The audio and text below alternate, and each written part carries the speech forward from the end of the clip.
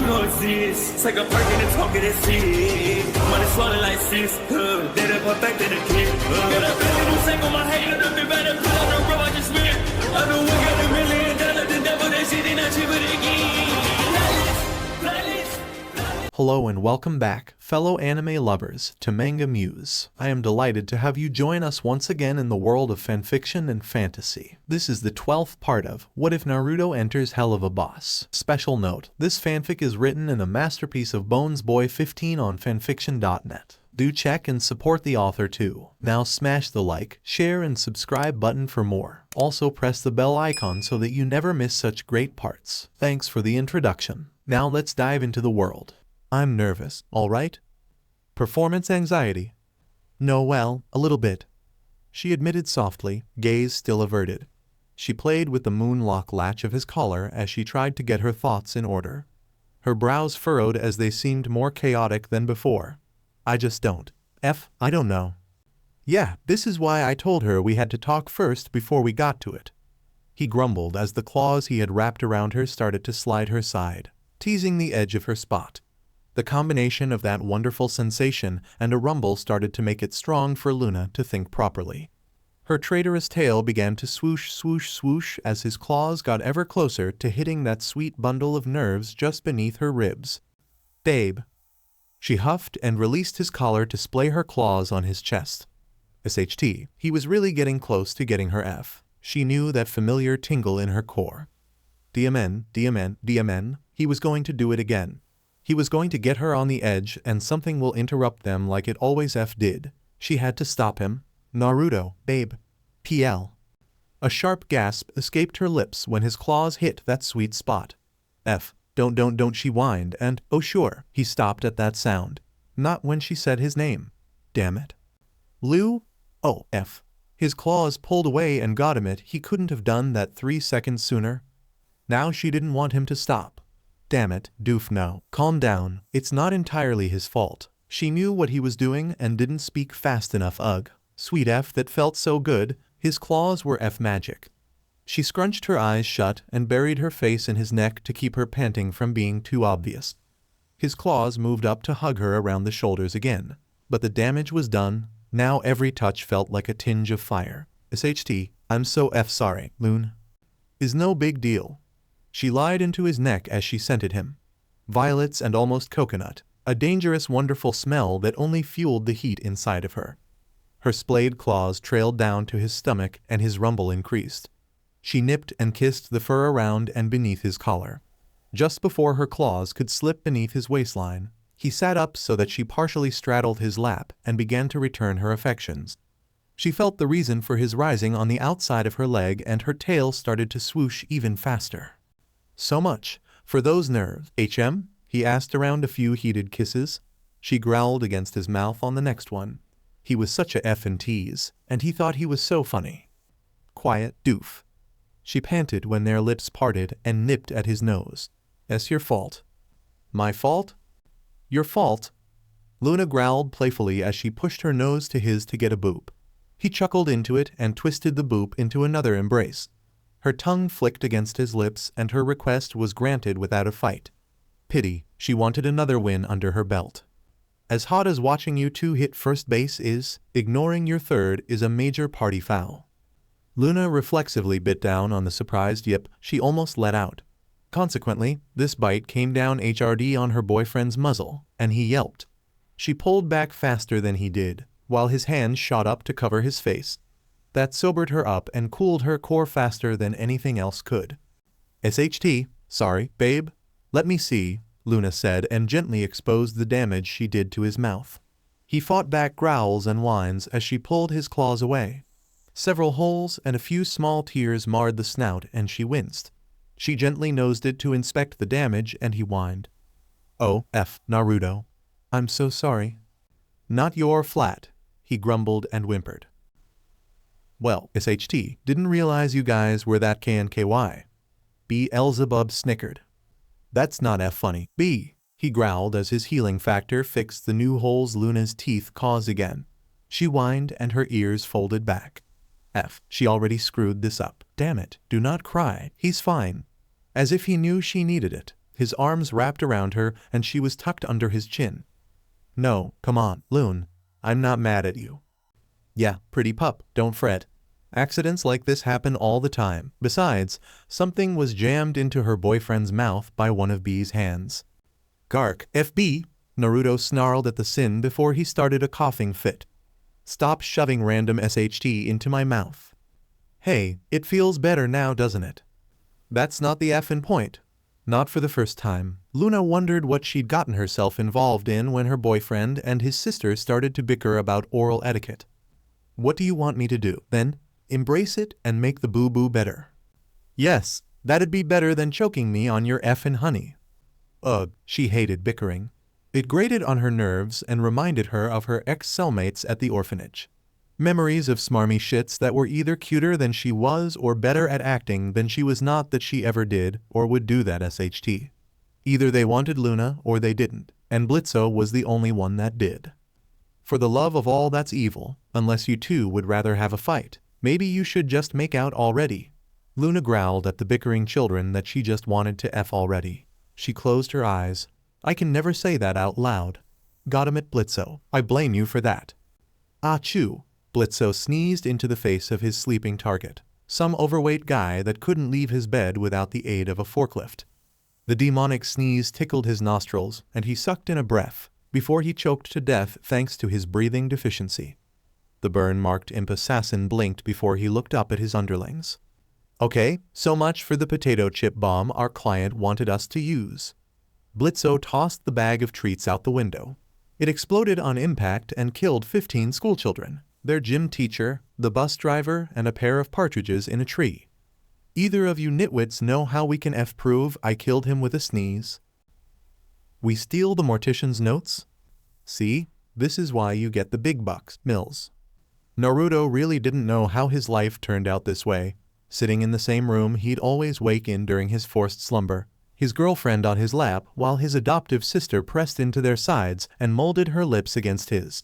She seemed to take Luna's advice literally rather than as the frustrated if amusing exclamation that he thought it was.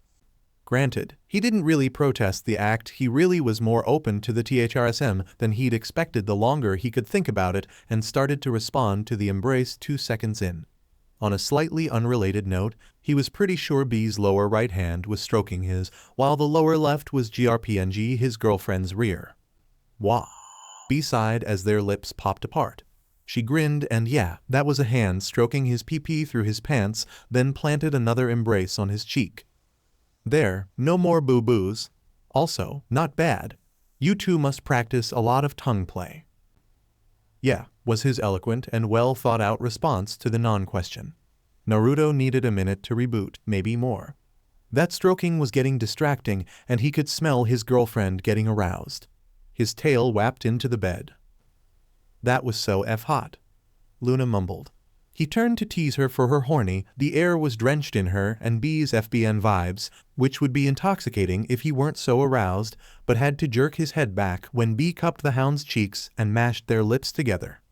His loon had a much better reaction time than he did to getting orally assaulted by his sister, but given the way his mind phrased the 3-minute make-out session that just happened, it was understandable.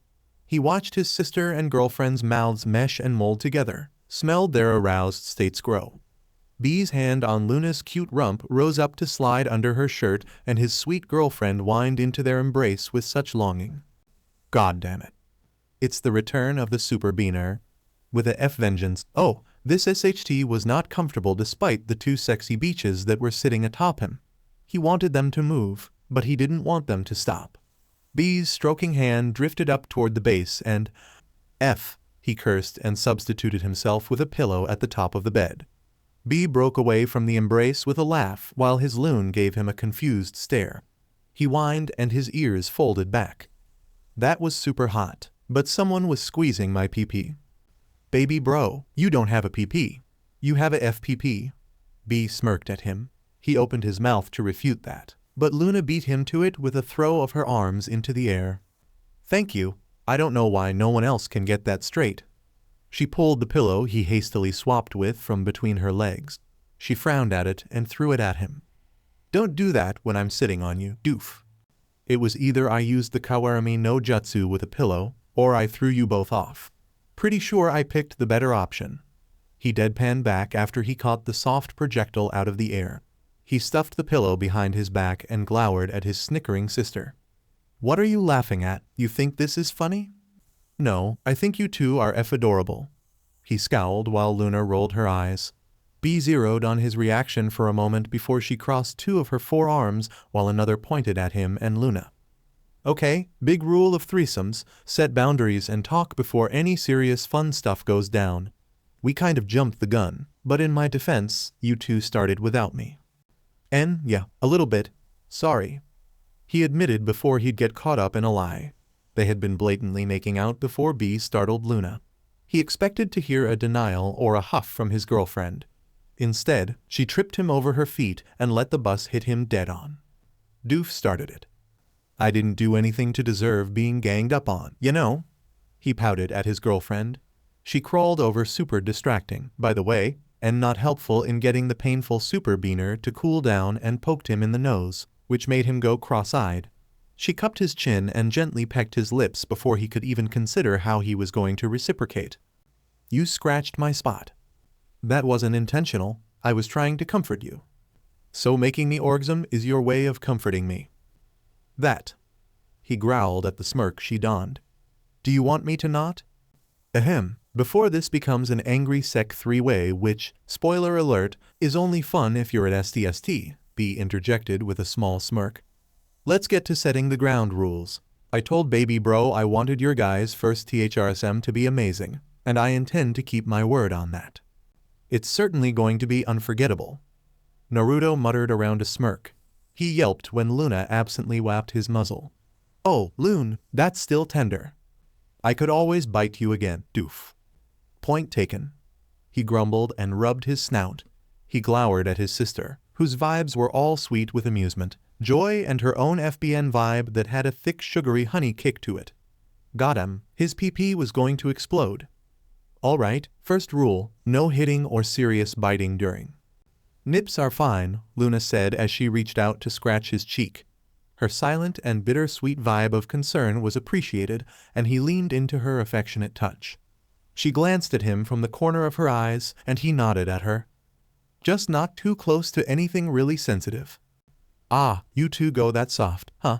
Given the PP you're playing with, I guess that makes sense. B nodded.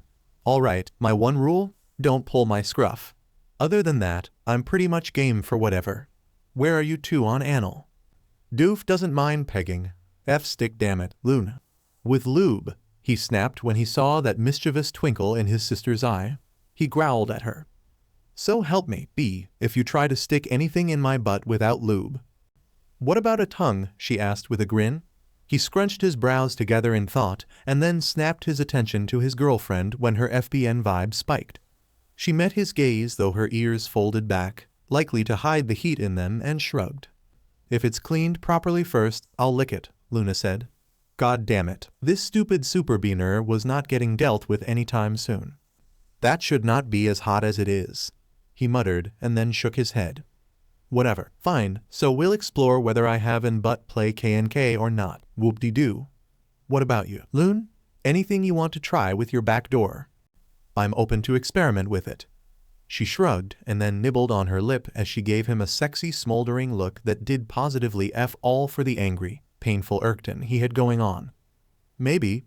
We can try and tie back there. You guys haven't done that yet? F, I get to see it first? That's hot. B grinned salaciously. Naruto agreed, as evident by how his traitorous, worthless tail was anything to go by. His sister crawled up the bed and her hand trailed up his leg. Toys, yay or nay? Aside from the strap-on, we haven't really played with toys, Luna admitted. She furrowed her brow. Actually, on that note, if anyone pegs, it's me. Really? B tilted her head. She looked at him. You guys haven't got into DP play? But don't you make clones? They get flirty. Naruto grumbled with a twitch in his eyes. F clones, flirting with his girlfriend.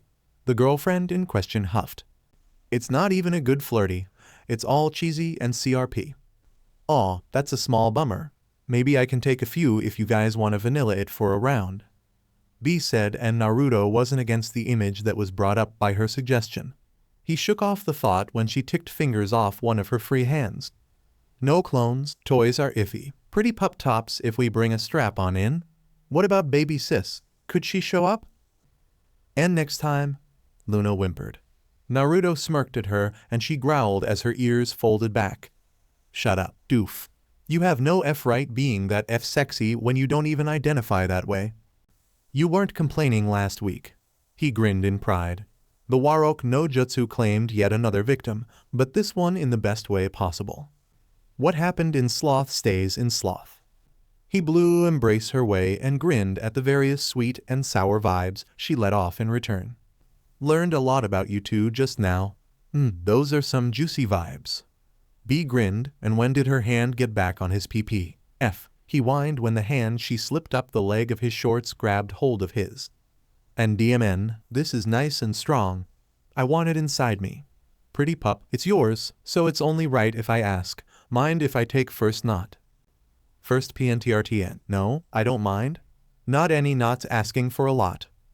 Naruto wasn't sure how he felt about the look in his girlfriend's eyes. Her claws traced along his shirt, and she was going to rip this one, too, wasn't she? He had to stop wearing the shirts he liked around his girlfriend. Is that everything, B? Pretty much, pretty pup. B grinned again. Good. Wait, Loon, don't rip this. Yep. Sorry, babe. A gentle embrace pressed into the side of his jaw as he frowned. But you're too overdressed for my liking. Preach it, pretty pup. B, please, Don. Yep. Naruto closed his eyes and groaned as B's hot breath blew on his now exposed PP. Damn it. Not only was this going to become super hot, but now he had to get new clothes. Again. It's even better in person. What the did? Did you watch our sex streams? Luna asked, ears irked, and Naruto felt his heat up. Are you kidding? Anytime you two streamed, I was watching. That first stream was so hot though.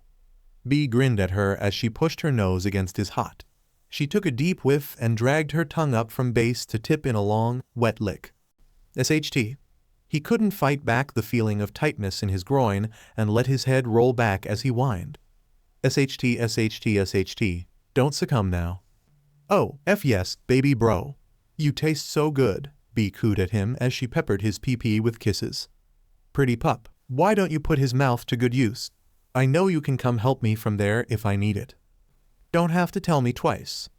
Luna smirked and pulled him into an embrace one more time while she started to shimmy out of her shorts.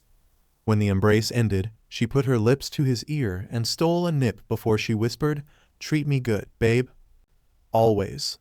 He huffed and then swallowed another groan when B started to SCK on the head.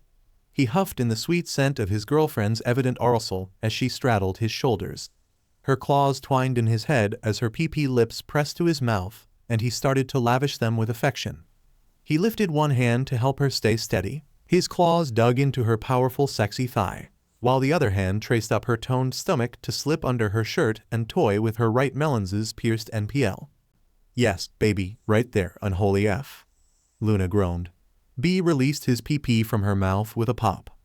Yes, pretty pup, that's the idea. She snickered and then ducked back down to tease his TSTCLS. A few kisses fluttered about his sack while 3 of her hands toyed with the...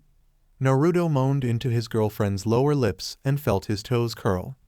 This was going to be a long, exhausting test of his will, and his body was ready for it. B knew this experience was going to be amazing, but it blew her expectations out of the water, and all she'd done was start a light BLWJB while the pretty pup rode her baby bro's face. Seeing that sweet dark backdoor wink at her while she gargled on too hefty, musky ball was so hot. The vibes of the cute canids were also unmatched. If she could bottle this emotion and sell it, she'd make a mint. It was the peak definition of odeur d'amour. The sin of gluttony hollowed her cheeks as she went down on her brother's impressive length. His PP was so good. Fleshy barbs that vortexes lacked and a generous girth that matched his, along with a sweet salty tang that went along with his happy vibes. She couldn't wait to get this PP inside her PP. It was going to stretch her so good. And the knot. She hummed around in her mouth while 2 of her hands gently stroked the base. The skin there would swell to a wonderful size, and she would have it locked inside her. Pretty Pup would either be welcoming to the idea or too out of it to stop her. Yes, right there, right there. Pretty Pup whined as her tail swooshed so fast, B felt a small breeze. There was a small gust from the accompanying wriggles of the tail of the lone male they were with. Clearly, her baby bro knew what Pretty Pup liked done to her garden and enjoyed doing it.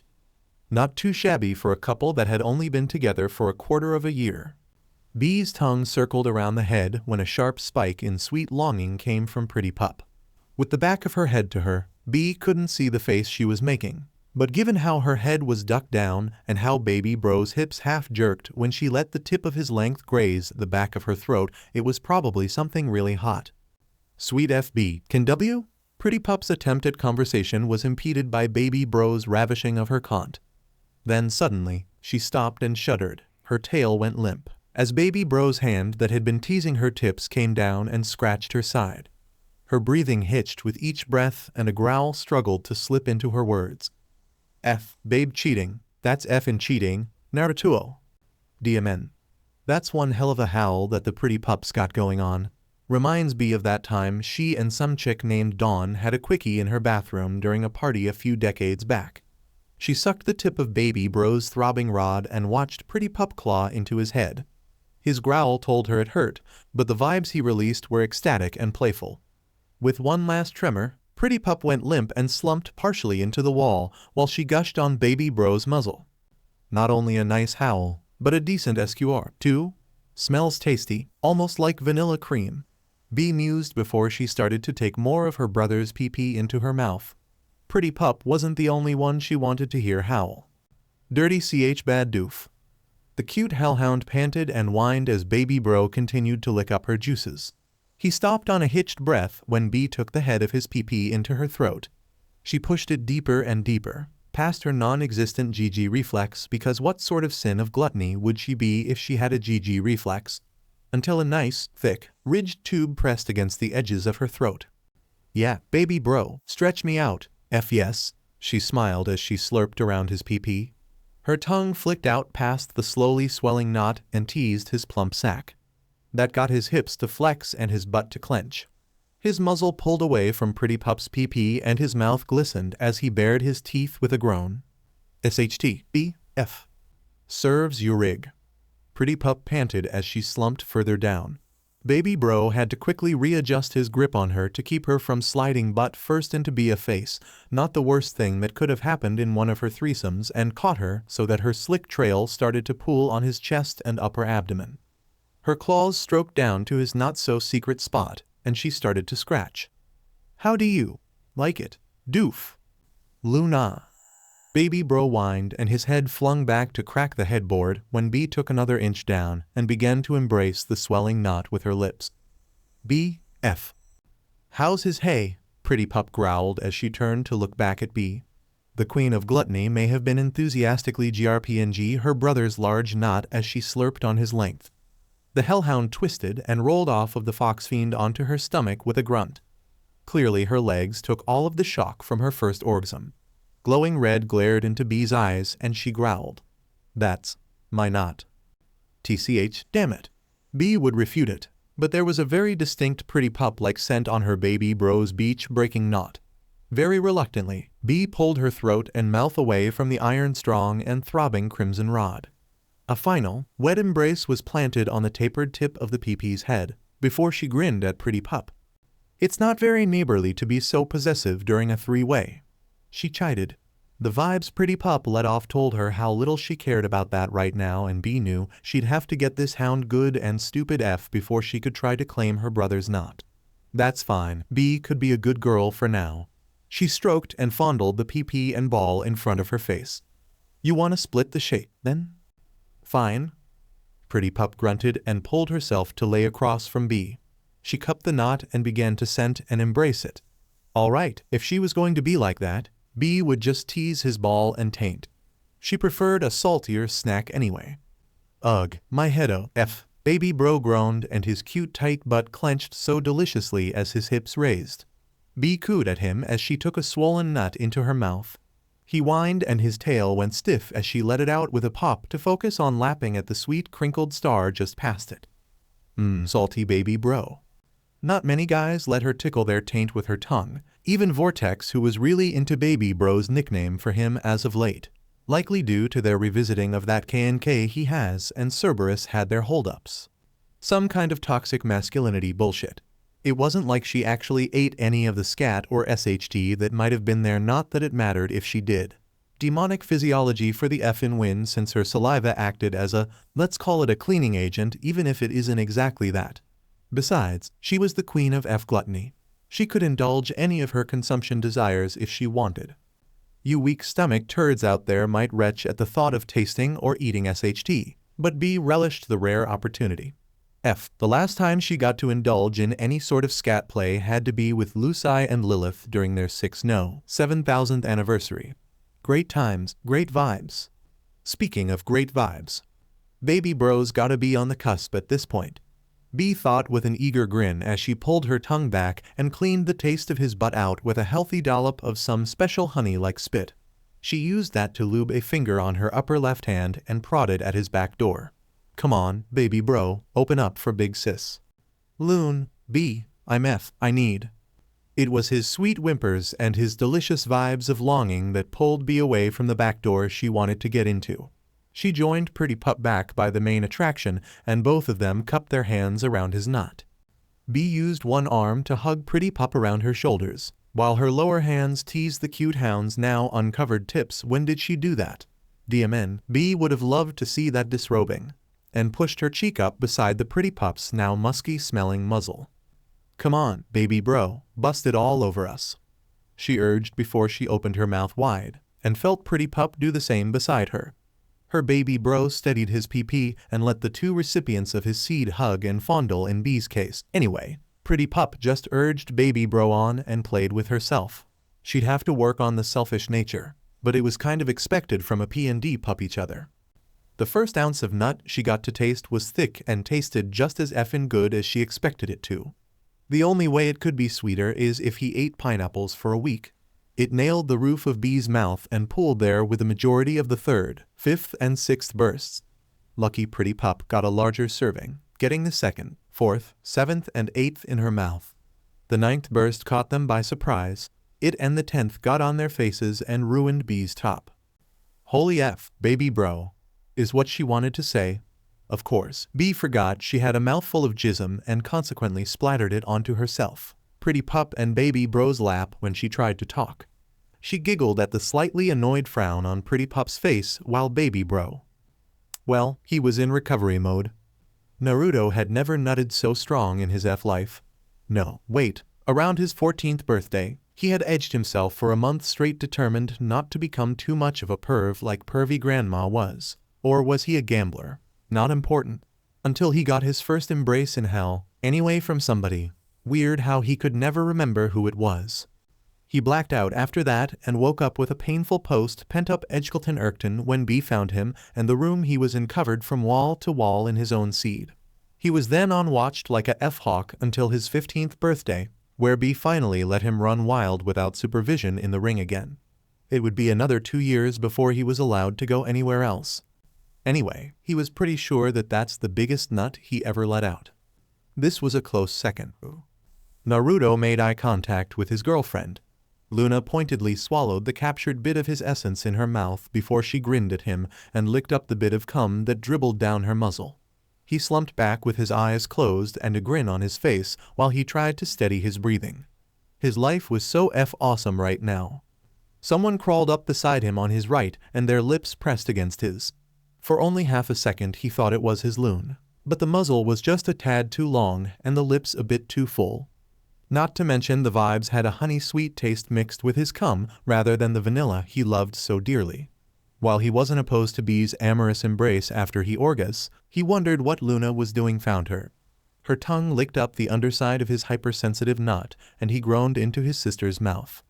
You tashed shalty sh wheat. B cooed around the embrace, apparently determined not to let his lips fully part from hers. Can't wait for the main event.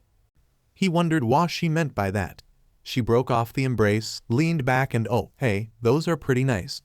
4 perky and full melons suddenly appeared in his face, a pair each aligned with his sister's sets of arms. The lower 2 of them had the same lava lamp thing her belly had going on. Her lower set of arms cupped and teased the strong nipples with their adjacent tips. "Come on, baby bro, you know you want a taste of my sweet, sweet honey."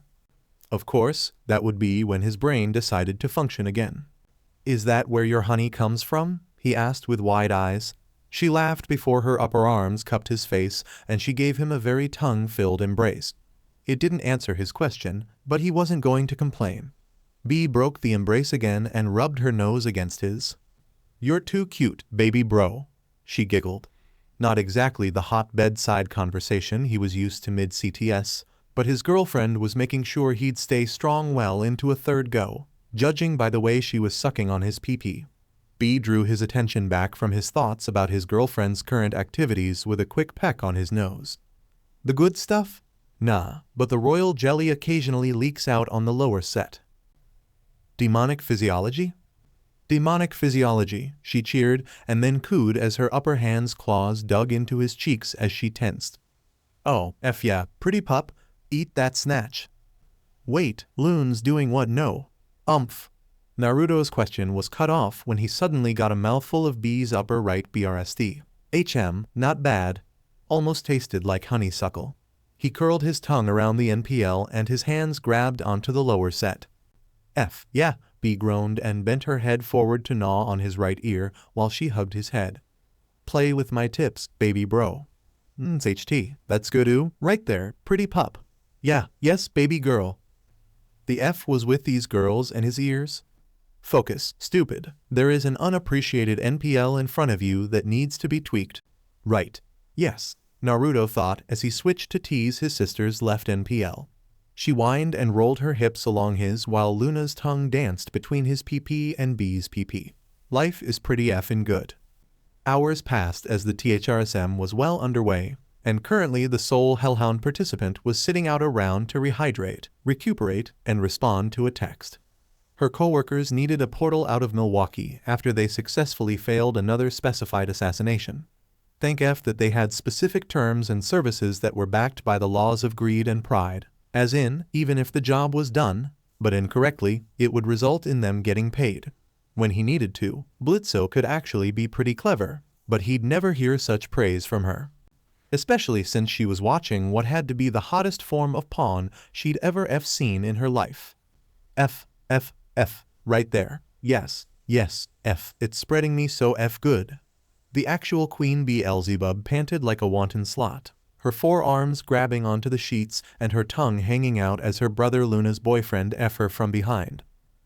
It was so hot to see, it was something the Hellhound would never in 1,000 years expect to see in her lifetime. B whimpered and moved back into him. "Do it, baby bro, not me, make me your biatch." Bad joke. Naruto's hand slapped onto the firm round butt he was pounding, while the other held a bottle of purple stuff he chose to use as his refreshment. He stopped thrusting to drink some more of the alcohol in his hand. The sin of gluttony whined and tried to get him to start again, only to gasp when he started to grind his swelling knot into her drenched lips. He lowered the empty bottle from his lips and dragged his arm across his muzzle. "You learn your lesson, B?" He tossed the bottle to a cassette at the side of the room, where it landed with a clatter, before he leaned over her back and took her neck into his hand. His claws tightened on her throat as he pulled her up from the mattress and held her back to his chest. He turned them toward Luna and gave a gentle move that made the sin of gluttony gasp and whine once more. "Yes, please, I'm sorry, I learned my lesson," Queen Bee whined and whimpered as she tried to force more of Naruto's PP inside her. "Please, pretty pup, please, let us not, just once." An hour and about 5 orgas ago, B tried to force him to knot her without Luna's go-ahead. As punishment, Naruto had a handful of clones edge her in which they'd dispel before she could get one of them knotted to her or before she could finish, while he and knotted Luna's butt 3 times. It was after they separated from each other the 3rd time that Luna's phone went off. Almost grateful for the excuse not to have him gape her butt, she gave him her blessing to take over from his clones and punish his sister himself. allowing her to watch while she saved her coworkers and adoptive father's collective asses once again. Of course, with that done in under 30 seconds, she could focus on the show in front of her. This is so hot, and I'm tempted. Luna played with herself and bit her lip. She looked at her boyfriend as he pushed his sister back down into a prone position in front of her. She glanced up at his eyes as he stared into hers. His appealing blue eyes were dark and looked like a storm-covered ocean, the depths of which hinted at a lust she wasn't sure she alone could satisfy if ever unchained. She pulled her finger from her PP and got up from where she sat watching to join them on the bed. She knelt up behind her doof of a boyfriend to run her hands along his chest and abs. His head turned to her and she pressed her nose to his when the alignment was right. The boop confirmed it, he was hers, regardless of what he did or who he did it with. The boop was their affirmation, their confirmation, their oaths and promises. Love you, doof. She pecked his lips and her tail wagged when his hand reached behind him to hook around her side and hug the hips he loved so much. Love you, Loon, he growled. His lips pressed to hers again and she melted for him all over again. But she loved this idiot. They parted from the embrace with matched pants and huffs. Roll her over, babe, Luna urged softly once she caught her breath. He retracted his PP, whined in protest, but turned when prompted. He put the tip back to her PP and, when Luna nodded, pushed it in until the knot teased the Sin's lower lips. The hellhound ducked past his arm to curl around his hip and embrace at her knot. He hissed at the sharp affection, and she then put a hand on B's groin, just above where her CLT was visible. You're gonna be a good little bee for us, aren't you? Yes, I'll be so good. So good. Please, pretty pup. Let him not me, B whimpered as Naruto humped his knot into her lower lips. She squealed when Luna moved her thumb to press on her CLT. No, you little beach. I won't party foul like that again. I won't, I promise. On my effin' sin, I promise. You buy it. I'm a little effin' biased right now, Loon, he grumbled. Poor doof, he hated edging almost as much as she did, but always held off whenever she asked. She'd have to reward him for his good behavior later. She was still a little sore right now. Okay. Luna pulled her hand back and went back to side straddling her boyfriend on his left side. She played with the base of his tail and ran a hand over the ruff of fur on his chest. She nipped his jaw and let him build a good rumble up while B whined and writhed. Just as B's eyes started to change into her unrestricted forms, Luna nipped at her chew toy and then whispered into Naruto's ear, not her. He complied with a snarl and his knot, close to its max swell, struggled to go in until finally, it went into B's eternally tight cont with a wet pop. Luna was deafened by the shrill scream, not of pain, no, B wasn't hurt. Luna was 82% sure of it that echoed across the ring, if not all of hell itself. Lust. Ooh. Ozzy looked up from his schematics for a new VBRTR based off of a certain pseudo-familial member. Hot SHT, she must have done it. He smirked and sent her a congratulatory text. Pride Morningstar Castle. Careful. Lucifer lowered a final component onto his next biggest creation. He grinned a maniacal, evil grin. Yes, this last piece will set hell ahead of heaven by millennia in the race for technology. The Quackster 5000, capable of translating any language and song into a manageable, preferred user setting. I just have to finish this one screw and... Ooh. He stripped the screw. The duck exploded. Lucifer soon followed. He knew that scream. He made that scream happen a few millennia ago. Beelzebub. Pride Happy Hotel. I love you, Vaggie.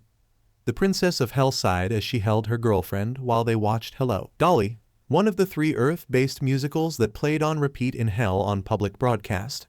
The other 2 were Urban Cowboy and the Mammon-funded knockoff Spooderman, onto the dark web together as part of their weekly renovation ritual. I love you, too, Charlie. Ugh, you're both gonna make me barf. Angeldust, who had nothing better to do that night, groaned and shoveled a handful of popcorn into his mouth. Ooh. Edges of Underworld.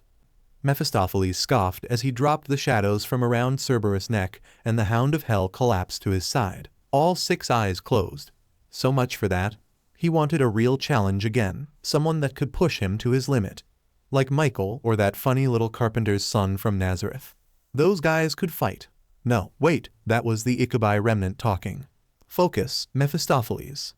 He closed his eyes and took a deep breath. Ugh. What the F was that? He whipped around with his sword of shadow at the ready. Nothing. Nothing that his senses missed either. An interdimensional scream? A fight elsewhere, perhaps? Calm down, Ikubai remnant. You're not drunk. B. Nice, May. We've made her scream louder. Why aren't you three unconscious yet? Mephistopheles snarled and turned to the rising Cerberus. Because, stupid. The left head snarled. Where you see 3 heads. The center growled. We've got 4 heads, the right head jeered. Gods damn it, Russ, you ruined it? You idiot, our pun was better. The other 2 heads snapped. We don't even have C4. The last, Russ, complained with a whine. He didn't know that, dipshit. 4? Oh, SHT, Mephistopheles cursed as a serpent's hiss filled the room. From behind the 3-headed canine rose a serpent's head, eyes as evil as the 5 that belonged to the canids it was attached to. I always forget about your F-tail. Hey, no, not cool. You be nice to Sir Hissington III, savior of the realms. F. Russ, that is not his name. He doesn't even respond to a name. Don't worry, SHTSR1, I respect you enough to acknowledge the name you chose. I chose this myth to fight. Mephistopheles grumbled to himself before he disappeared into the shadows again. Very well, Cerberus and Tail, let us continue. Gods damn it, Russ. Something's different. VERYYYY mused as she walked into B's workshop beside Vortex. It might have taken most of the day before since she stopped to apologize to Milky for her attitude and had several quickies with her crew, but with the help of her burly bodyguard and strict lawyer to keep them on task, she managed to get her stuff packed for her stay at Elzebub Manor. Once she was set up in a room, she avoided the distinct and familiar scent of fresh, unadulterated sec and sought her hostess out. She found the sin of gluttony as she darted from one cauldron of Beelzejuice to the next like a woman possessed. B grumbled and growled to herself at rapid fire, snagged a taste, then groaned. Not even close. Fuuk. There's no way this is going to be ready by tomorrow night. Uh-oh, sounds like we've stumbled across another roadblock. Tex muttered as he walked over and caught the spazzy Sin in a hug from behind. She relaxed into his embrace and purred as he nosed and nuzzled her neck. Hey, baby. Good day? F great day, babe. Baby bro's a fantastic F, and I was right. His knot is F bigger than yours. Ah, the patented motor mouth of Beelzebub. It never ceases to amaze VERYYYY at how fast B could shut someone up just by opening her mouth. Although, Vortex might not have minded the comparison, since he just hummed and kissed her cheek. Oblivious or uncaring of the total PP movie by comparing their junk, the Sin continued. And Pretty Pup is so effin' hot when she doms. A bit too selfish with baby bro's knot, but I think I can break her of that with another F or 12. Oh, I think I understand why you got a week-long pass now. VERYYYY muttered. She shook her head and sauntered in as B turned in Tex's arms and hugged him back. She kissed his cheek and then gave his neck a sniff. UF catty, huh? How was that? Tight. He shrugged. Strong to get in, strong to get out. I thought you said I wouldn't get the story without alcohol? VERYYYY scowled at him. He smirked at her and his tail wagged once before he got control of himself again. She threw her hands up in disbelief. I could have gotten dirt on Caddy and you denied me. For what? A dumb joke? A small prank, sounds like. B scratched her boyfriend's chin. You feelin' a little insecure, babe? Copying pages from baby bro? F no. The hound scoffed even as his tail wagged a bit more. I just like F-in with V. Rarely get a chance to. Well, you got all week to do so if you want. It was that good, huh? If I try to go the rest of the month without getting another mouthful of baby bro's baby batter, I think I'll go crazy. Said any perfectly normal and sane individual. Shut up. B snorted and shoved the smirking hound. Speaking of the sexy little stud, I haven't seen hide nor tail of him since I showed up. VERYYYY crossed her arms. What'd you do, B? Break him so bad he went into hiding. SHT, I wish. That's basically what I'm doing. B snorted. She bit her lip and idly ran a hand along her stomach. First time the little F-er nodded me, I let out a sin scream. For real? Tex gulped. B sniffed the air and then smirked at him. That turned you on a bit, huh, Cucky? And it's off again, Tex deadpanned. The sin laughed and pecked his cheek. Whatever you say, Vortex. VERYYYY frowned as she looked between her friend's co-workers. Avoiding her gaze, Tex's ears folded back as he growled something while B rolled her eyes, scratched his jaw and pecked him on the nose. Hold on, she knew this behavior.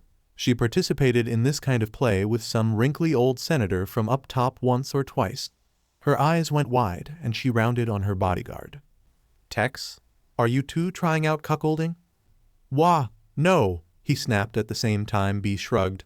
Kind of. Babe. The hellhound whirled on her with a whine. She patted his face and pecked him again. Oh, relax, Vortex. Baby bro hasn't agreed to be our bull yet. She paused.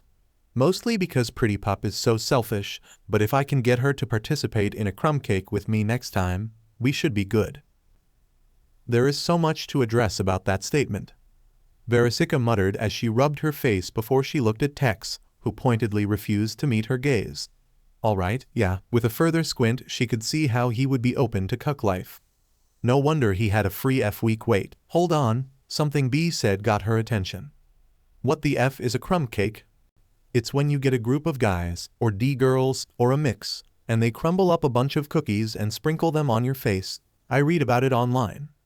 B grinned. The succubus eyebrow went up. That did not sound like something real. It sounded like something her ex would make up on improv night, don't ask. They had a lot of stupid but cute date nights she regrets paying for. The sin shrugged and went back to working on her Beelzejuice concoctions. Sounds way better than a BKK. Cleaner, too. Tex? We're also looking into water sports and vor. There, happy you asked, boss? You officially know more about my sec life than I wanted you to? He grunted and crossed his arms. Cut me some slack. I wasn't going to ask about that vor. How do? Right? Stupid question. VERYYYY corrected herself when both Hellhound and Sin pointed at the latter. She pinched the bridge of her nose. Okay, so, if he's not in hiding, where is the bully to be? Well, his clones are cleaning the place, but baby bro, probably in the gym. B grabbed a remote with her free left hand and clicked it at a 50-inch television screen. VERYYYY blinked as footage of the shirtless, blue shorts-clad fox fiend on the bench press and his hellhound girlfriend in her own black-colored sportswear spotting him. If that beach could help with that weight at all, VERYYYY would eat a F-shoe came on. B blinked. Oh, still on weights? Figured they'd be at the cardio stage at this point. F show off, that's 3 times my limit. Vortex grunted. B purred and leaned into him. I know, right? Baby bro got that compact muscle going on. The hound growled and she smiled as she rubbed his arms. Don't worry, I still love your bulk, babe. It's just... You're just a sin of many tastes. Yeah. Smart boy. B cooed and gave him another embrace. She pulled back with a grin.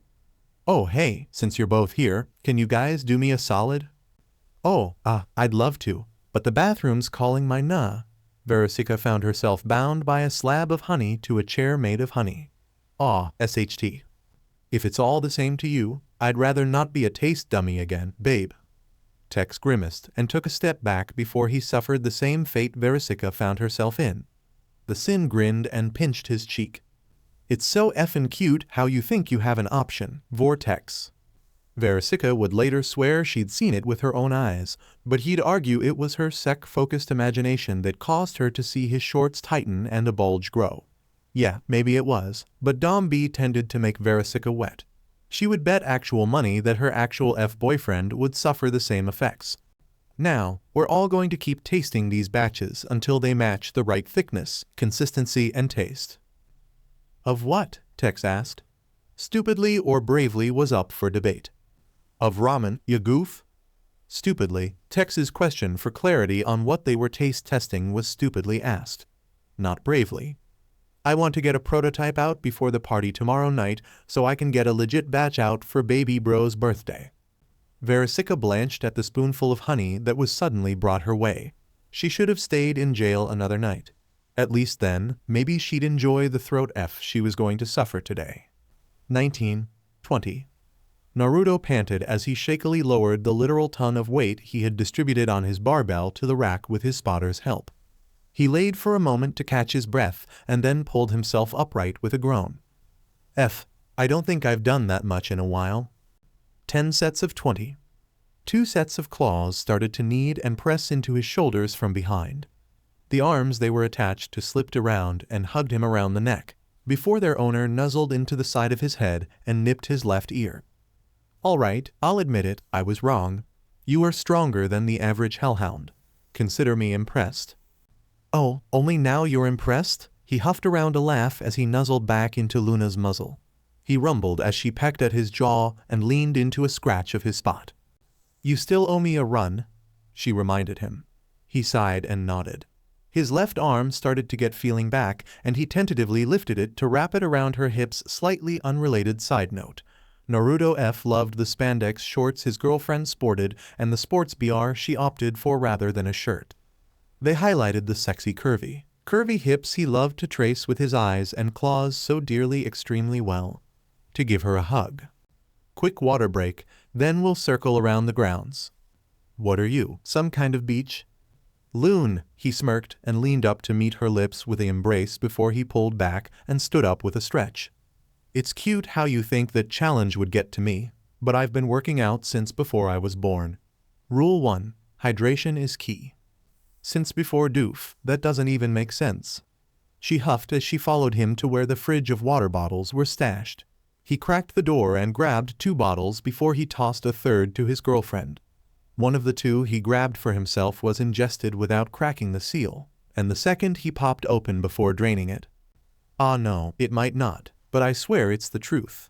He shrugged at her disbelieving stare before he finished off his plastic bottle. Microplastics? That was the best dark meat. He hooked his arm around Luna's shoulders as they made their way out to the path he was going to lead her through on their run. He gave his girlfriend more of a tour as they walked through his sister's house, also discovering anything new she changed and familiarizing himself with the layout in the event he had to play bouncer. They stopped a few times outside some doors when he didn't know the answer to the question. What's in here? She asked. Her claw was on a door that had a Beware of Kit 10 sign nailed on it, and various other ridiculous warnings.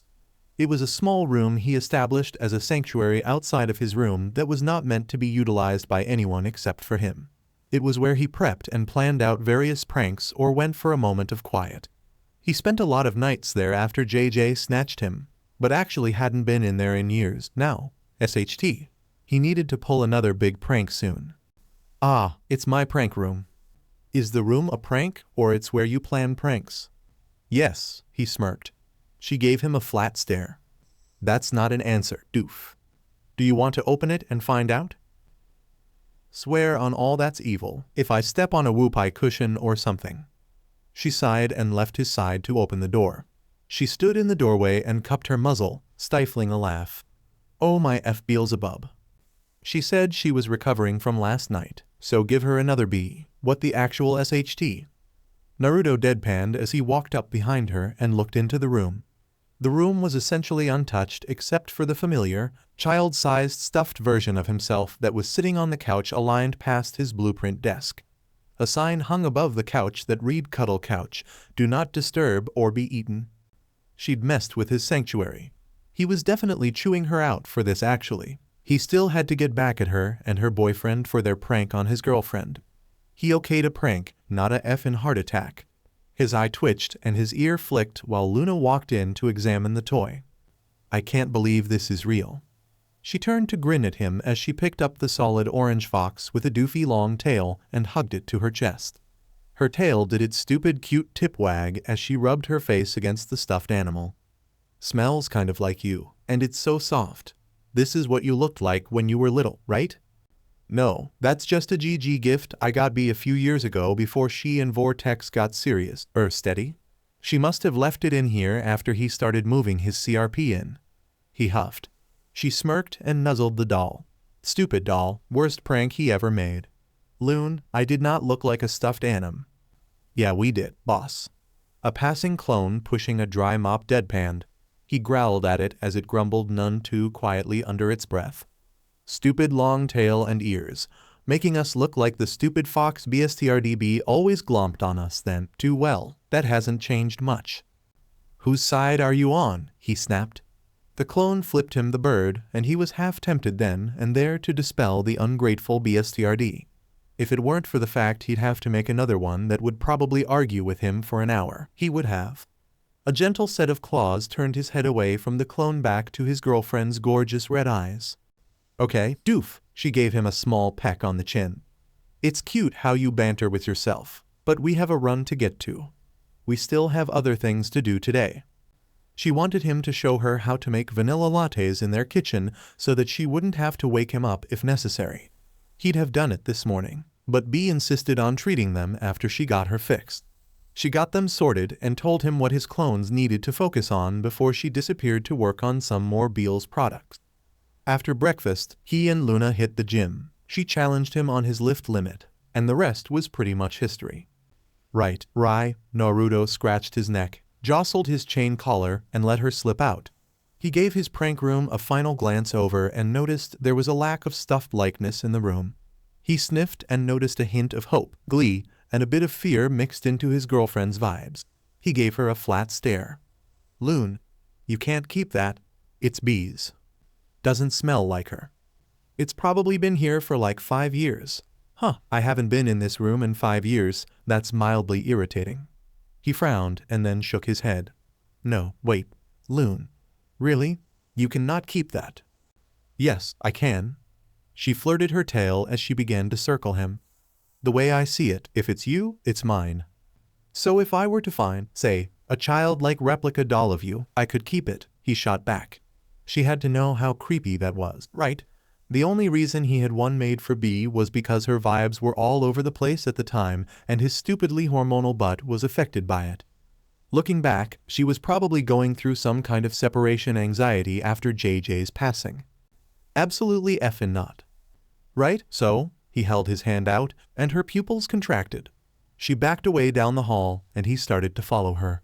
She turned and increased her stroll to a brisk walk. His shoulders locked. It was going to be like that? Fine. This isn't funny, Loon. Give me the doll. No, it's mine. Damn it, Luna, just give me the F doll. Mine? And so the chase began. Give the effing doll back. No, I told you it's mine. She made a sudden left and kicked up part of the rug that she ran over. Eat my cunt, doof. I would if F. His jump led him headfirst into a chandelier, just as she planned. Oh damn it, Loon, get back here. Luna hadn't had this much fun in years. She was not giving up the doll for 2 reasons. 1, it was made in her boyfriend's cute as F childlike likeness, and he would never accept it as the truth. But there was a reason she and B clung to him when they all fell asleep last night. He was comfy as SHT, she wanted it in case he wasn't around. 2. The doll was her doll now. She was going to send the F out of it once she got it back from her storage subspace. Give me that doll. You'll have to effin' pry it from my cold hands, doof, she called over her shoulder as she banked around a corner and juked around a mopping clone. An idea struck, and she turned to look back at the clone, who had his eyes locked on her. Block him long enough and you get a boop. Block who? Who are you going to bow? A loud clatter was followed by a yelp. He was fine. If he was really hurt, he'd be quiet. Dude, what the F? See? Totally fine. Luna grinned and ducked up another hall to hide behind a decorative bookshelf. Partially to catch her breath, she hadn't sprinted like this in a long time, and smoking for as long as she did hadn't improved her stamina. No, she still wasn't quitting, and while she had boops available to her, she'd save her packs for if she didn't, and partially to get a good seat for the ensuing spat. What? Her boyfriend's clones were SHT flirts, but their arguments were stupid and hilarious. Hey, when Loon tells me to block someone, boss, I'm blocking them. Especially if there's a boop on the line. You effin' boop hogger. Effin' boop? She's my girlfriend, dipshit. Not for long, she's not if I have anything to say about it. No, you know what? Screw this. A duet of poofs told her the clone was dispelled and another was made. SHT, she hadn't expected him to do that. A scrabble of claws on the ground told her he was back on his feet. Finish mopping. Luna, I can taste your amusement. SHT. Luna huffed and sprang out of her break spot to dart up the nearby stairwell. Her boyfriend still had half a hall to clear. Something shattered behind her, and she turned to see the bits of a vase fall. Then she ran into something solid at the top of the stairs, and two familiar arms wrapped around her. "Ararai gotya," her boyfriend growled and spun her around as he crushed her in a hug. Luna blinked once, then twice, before she started to struggle in his grasp. How the F did you beat me up here?" "Kawarimi no jutsu for the win." His chuckle rumbled through his chest before he kissed her notched ear. "Dirty, bad cheating doof." Almost threw off her escape strategy. He waddled them to a wall, and he was too smart when he wasn't supposed to be sometimes. She swears used it to give him more leverage on her. "Now, Loon, seriously, give me that doll." "No." She growled and kicked out to break free. "GRR, come on doof, it's just a effin' doll." "Exactly, my point. Just give it back. Why do you even want it?" "Because it's you, dumbass," Luna snarled and gave one last kick before she went slack. She huffed and whined when he nosed at her cheek. Her eyes squeezed shut through the chest. Laying in a hospital bed, and she whimpered. She hated being such a beach about this, and her chest felt tight the longer she thought about it. "I want it in case you can't be close by, alright?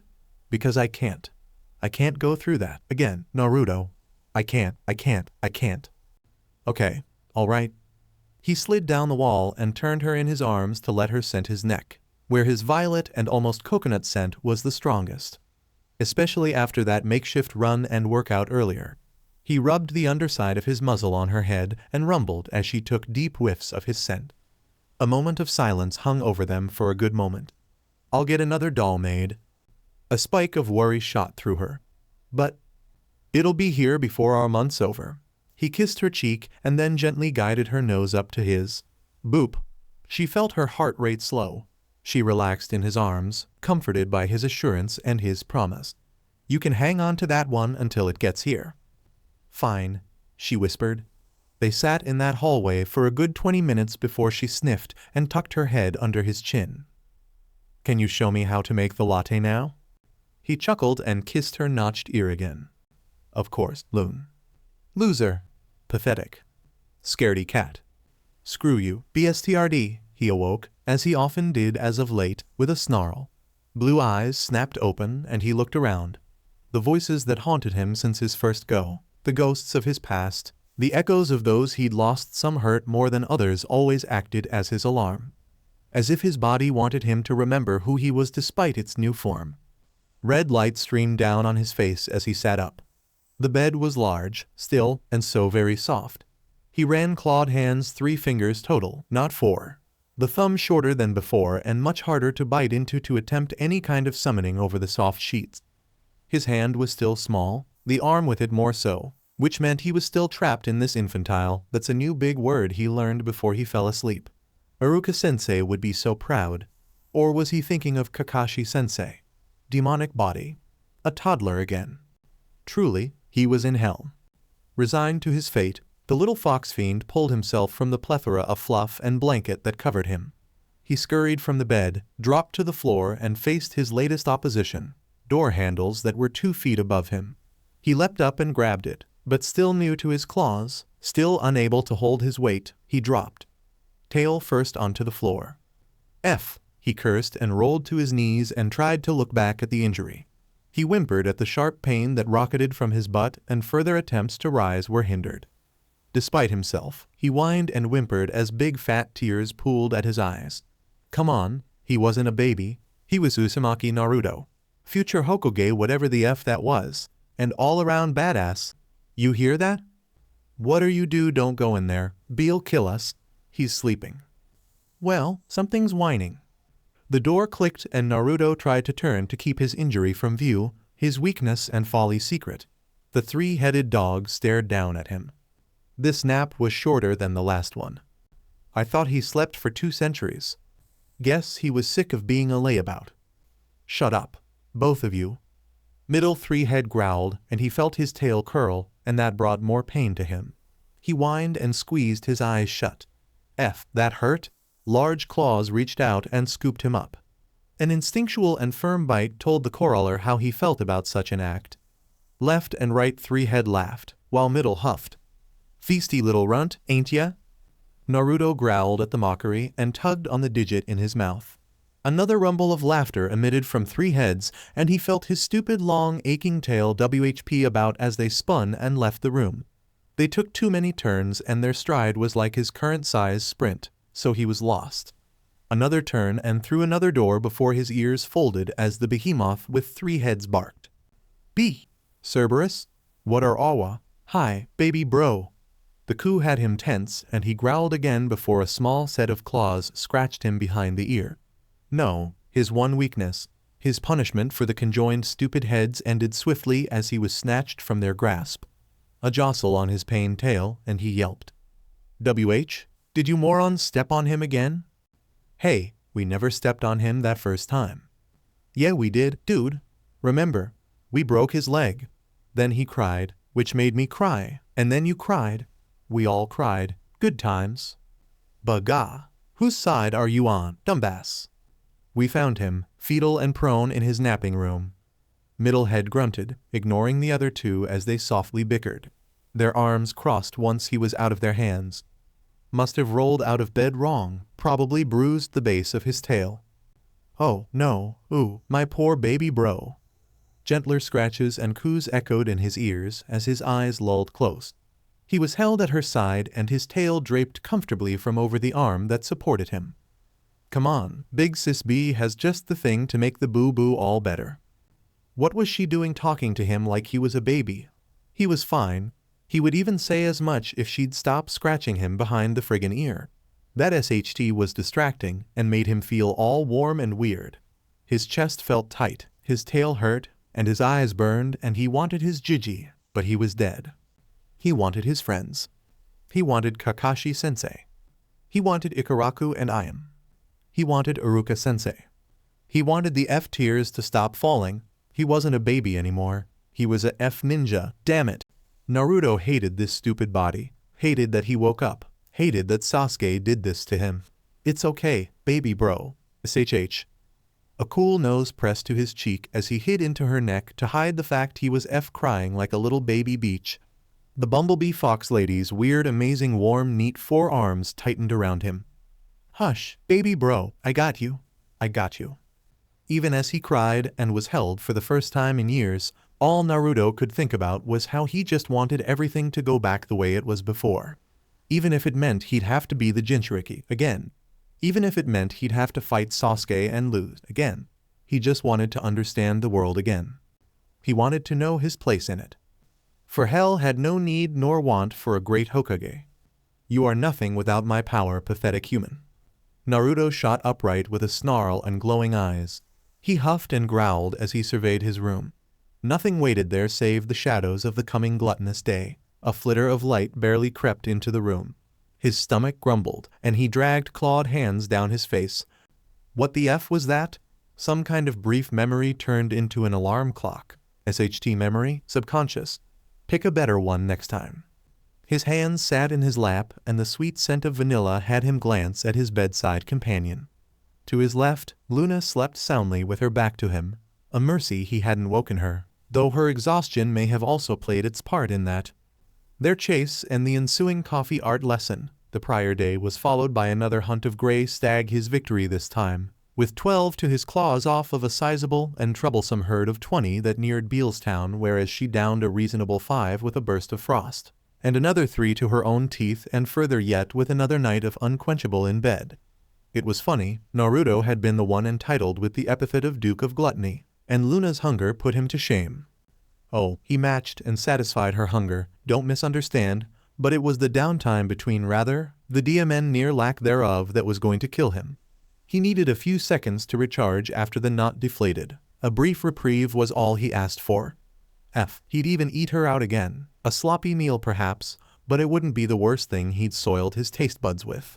That honor went to B's failure of 87. Legally, he shouldn't even think about it, lest Mammon or evil forbid Lucifer find out he was towing the line of breaking a contract.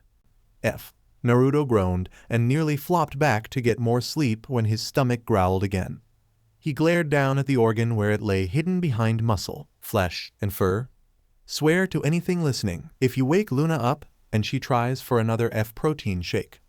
As much as he loved her, his girlfriend had gotten too used to access to his swimmers. At this rate, if they ever actually tried for kids. Whoa, there, dipshit. Pump the brakes, you two aren't even mated yet, let alone married. He admonished himself. They hadn't even discussed where the relationship was going to go yet. Sure, lawless partnership was commonplace and many Hellborn respected the claim of name method. But part of Naruto had always wanted a marriage. Not a wedding, F that headache and a half, but a legal binding between him and another. A binding thing that even hellhound mating practices respected. Heck, some newer mated pairs didn't consider themselves such until the rings were exchanged. He froze. Wait, FSHT butt tips but SHTF tips. Those mating rituals were a hunt, check. Did that twice now? DMNCE, or maybe? B submitted to both of us, kind of. I'll ask her later if it counts, but I'm pretty sure it does pursuit. The chase yesterday could suffice, I think. Yeah, she circled me a few times conquest. Well, she got the F-head sniper. No, I still haven't gotten her an enemy weight. Those human kidnapper F. SHT that leaves. Okay, family, which I mean, might not ever happen given Blitzo. Unless her BRTH parents approve, not like I'd accept it, because FM. Naruto snorted derisively. Anyone that would abandon Luna wasn't worth the effort of thinking about. He growled and slipped out of bed, intent on satisfying his rumbling pit of a stomach before he ate another pillow in his sleep. As he ventured to the kitchen, he counted the rituals on his fingers again and grimaced. SHT, does Luna even know we've done maybe 3 of the required 5? No, F, we've done 4. I forgot about skins. I ordered her a F doll and she picked out my collar. FFF, if I ask B and she figures out why I'm asking her, she'll say yes in a F heartbeat.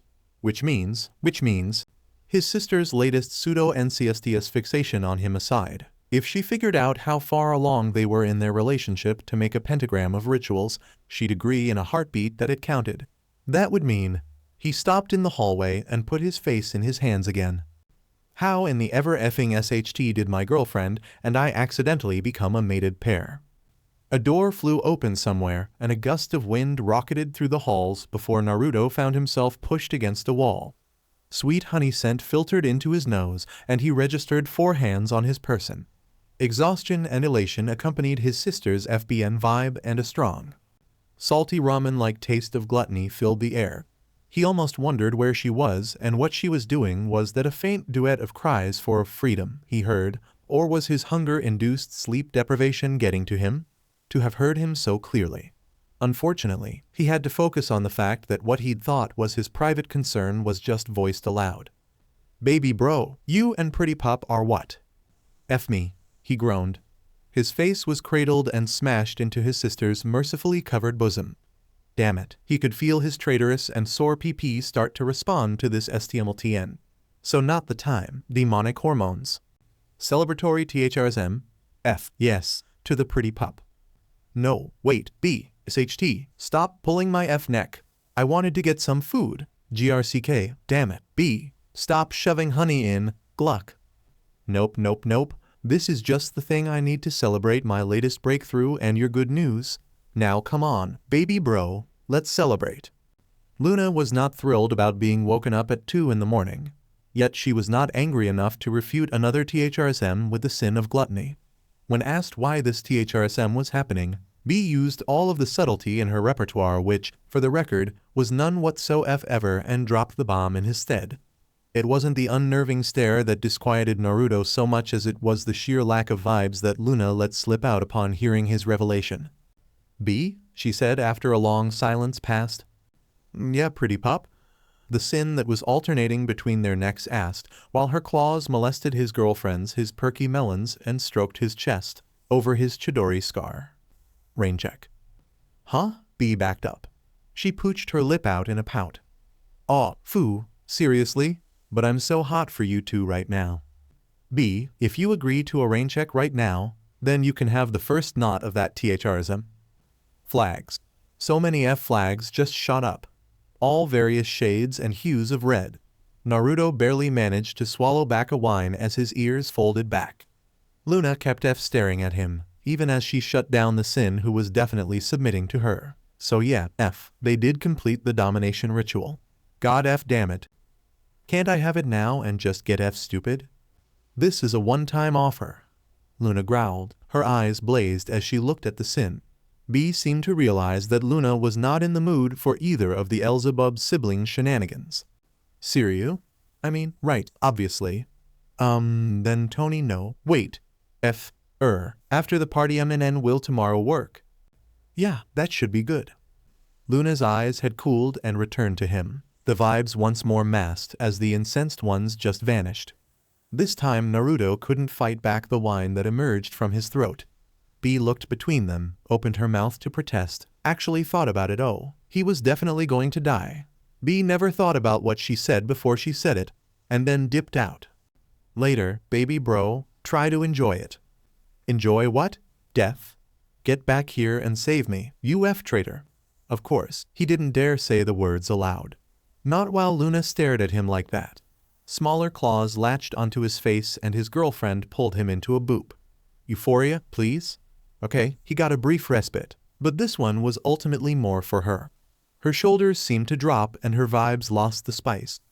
SHT, but now all he could smell was her, and her FBN vibe dominated the air around her scent.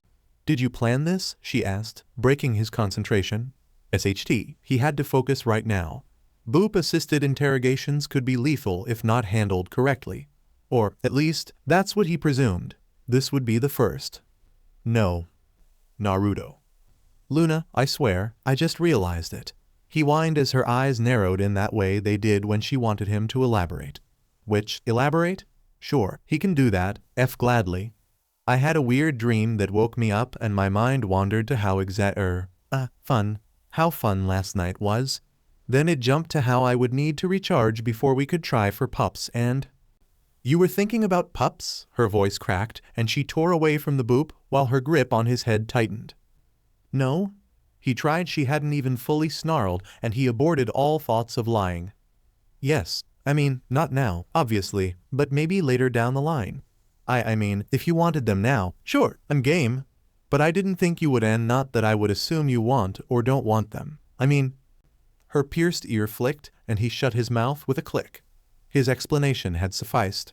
This was so much easier, not to mention less nerve-wracking when he could taste her vibes.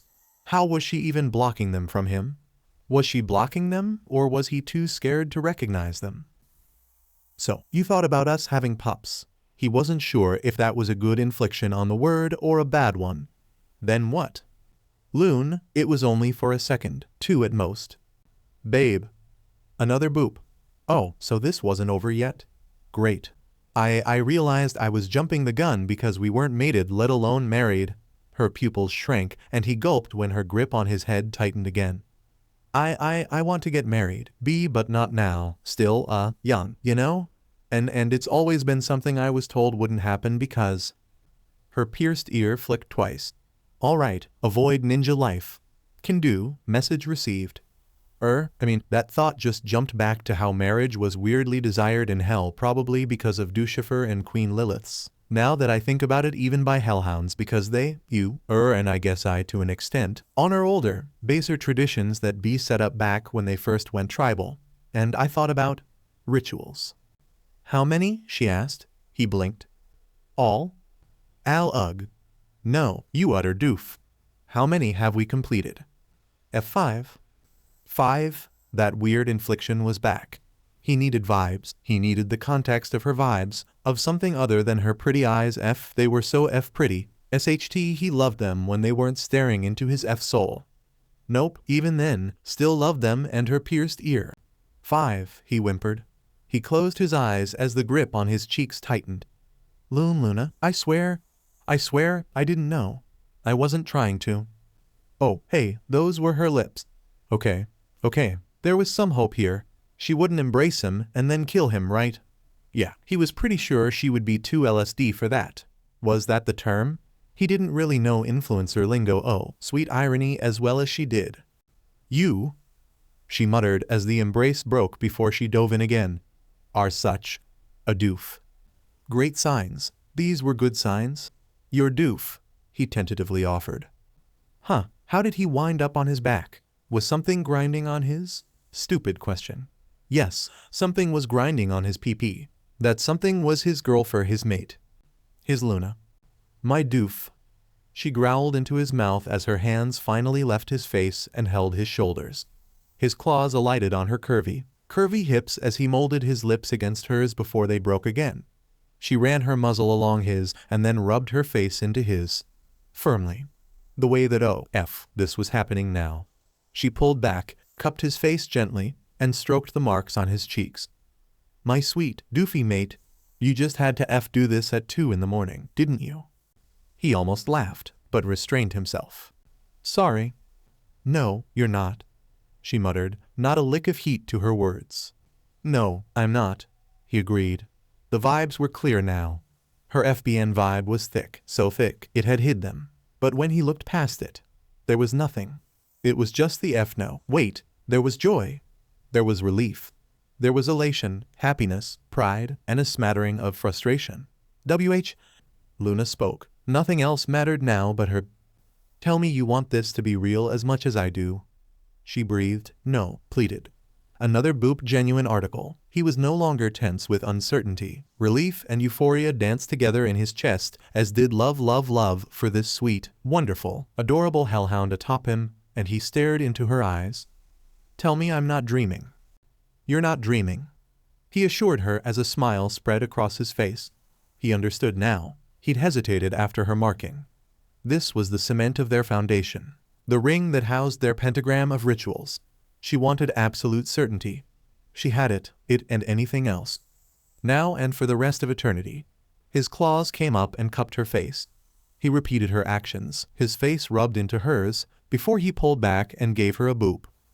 I want this to be real, as much as, if not more than, you do. Naruto.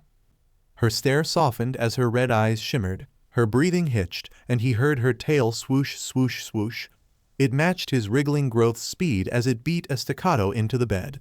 Her lips ghosted against his, teasing him like the temptress she was and always had been. Then she said 4 words that made him forget about any and all other responsibilities he might have before the party that came tonight. I want your pups. Well, that was about 2 days more than I wanted to waste on this. Mephistopheles sighed and brushed his shoulder off. Before him, bound prone to a slab of stone by shadow and sediment chain, Cerberus snarled and hissed. The king of magic huffed and flicked the leftmost head on the nose, getting a yelp from him and quite the vitriol glare from the other 3 heads. Come now, enough of this childish behavior. We're both older than the current afterlife, at least accept your loss with dignity. More snarls and hisses. Eloquence, thy name was Cerberus. Mephistopheles shook his head before he kneeled to bring his eyesight in line with the myth. He was not so arrogant as to treat the creature before him as a lesser. Weaker perhaps, but not a lesser, and draped his right arm across his knee. I offered you the alternative before it came to this. A favor was all I asked. You've naught but yourselves to blame for the toll I must take now. Service in my name for, just a century? 2, perhaps? Rip your head off. There's an idea. Mephistopheles chuckled. He patted the middle head's snout and then rose. The slab of dirt that held his prisoner bound rose with him. Come, guardian. I must introduce you to the others in my care. Then, before I make leave for the last outing I have, we can begin the procedure. A circle of shadows darkened on the wall, and the long-lived mage of a demon led his prize through it. They emerged from the shadows into another poorly lit lair, this one somewhat more stereotypical of what was expected of demonic royalty. As in, it was more of a castle's dungeon than a lair. Skeletons hung from the walls, long rusted shackles and chains scattered along the floors, and mold. Oh, but how a castle's dungeon wasn't complete without its mold. Mephistopheles led the bound beast to a large cell and deposited him within with a flick of his wrist. The binds gone and mobility restored, the ancient guardian rounded on the barred walls with a snarl. I'd need do that. Save your breath, ya all boozy hound. Don't you know who that is? They won't listen. The 2 bits of advice came from other captives in cells adjacent to the Hound of Hell's own. The first speaker was a rotund russet-haired man with homemade Scandinavian clothes and a bottle in his lap, while the second came from the other captive, a very unkempt, almost hound-like sinner with a cigarette in his mouth. The latter's words rang true as the bars reflected the attempted attack with ease. A barrier within the cell shimmered into existence before it vanished again.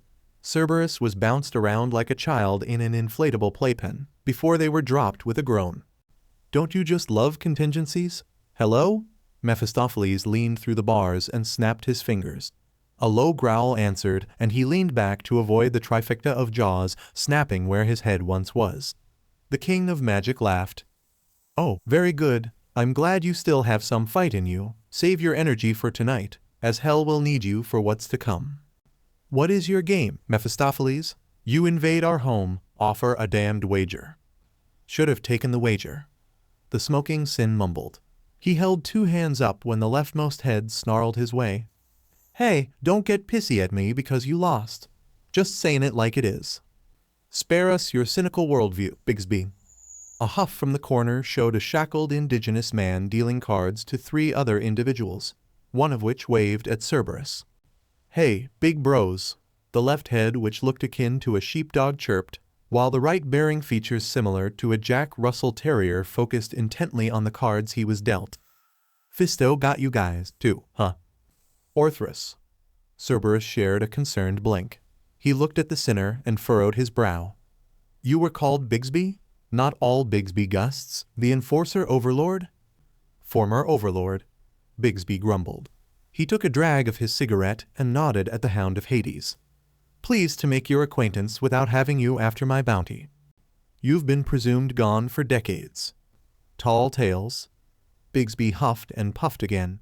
His eyes lingered on their host. "All orchestrated after I started noticing a certain magician snooping around." "I wasn't snooping, I was stalking you," Mephistopheles clarified as he joined the table. "Quite plainly, too. I'm surprised you took so long to do anything about it. Deal me in, Gary." "But," Bigsby scoffed. Cerberus took in the other faces present at the table. There was Orthrus, Ortho, and Jack, since Russ had dibs on Russ respectively, their idiot little brothers that lived a simple life as a farmhound for a fat-ass giant. Lucky BSTRD.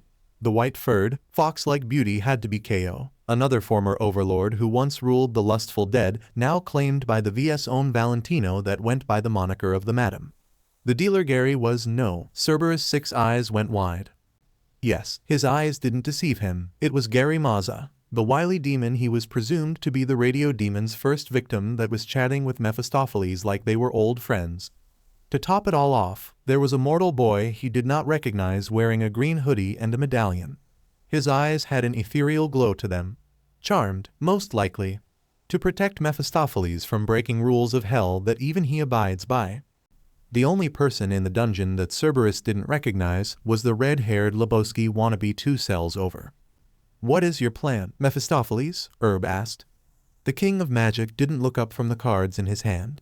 The Guardian of Hades slammed a fist on his cell wall. "Answer me. What is this?" "'Tis a gathering, Hades Hound. A gathering of powerful artifacts older than you or even I." The Lebowski wannabe belched. He took a swig from his drink and threw the emptied bottle to the ground. "Another." "Yes, yes." Mephistopheles rolled his hand and another bottle appeared in the man's hand. "I know it is against your nature, but do try not to be so loud, Thunder God.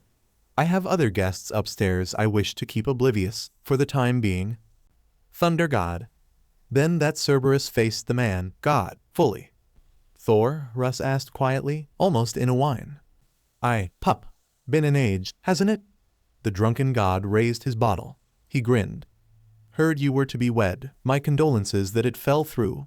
Mine own were eager for the festivities that would follow." "Yeah. Shame." Cerb grunted. Herb shushed him with a growl. They stared at the god of hunt, thunder, humanity's protector, and many other things. Their eyes went back to the mortal. "Before you ask, no. He's nie one of mine or my ilk, nor any others." The god interjected. He glared at Mephistopheles, hatred blazed in his eyes.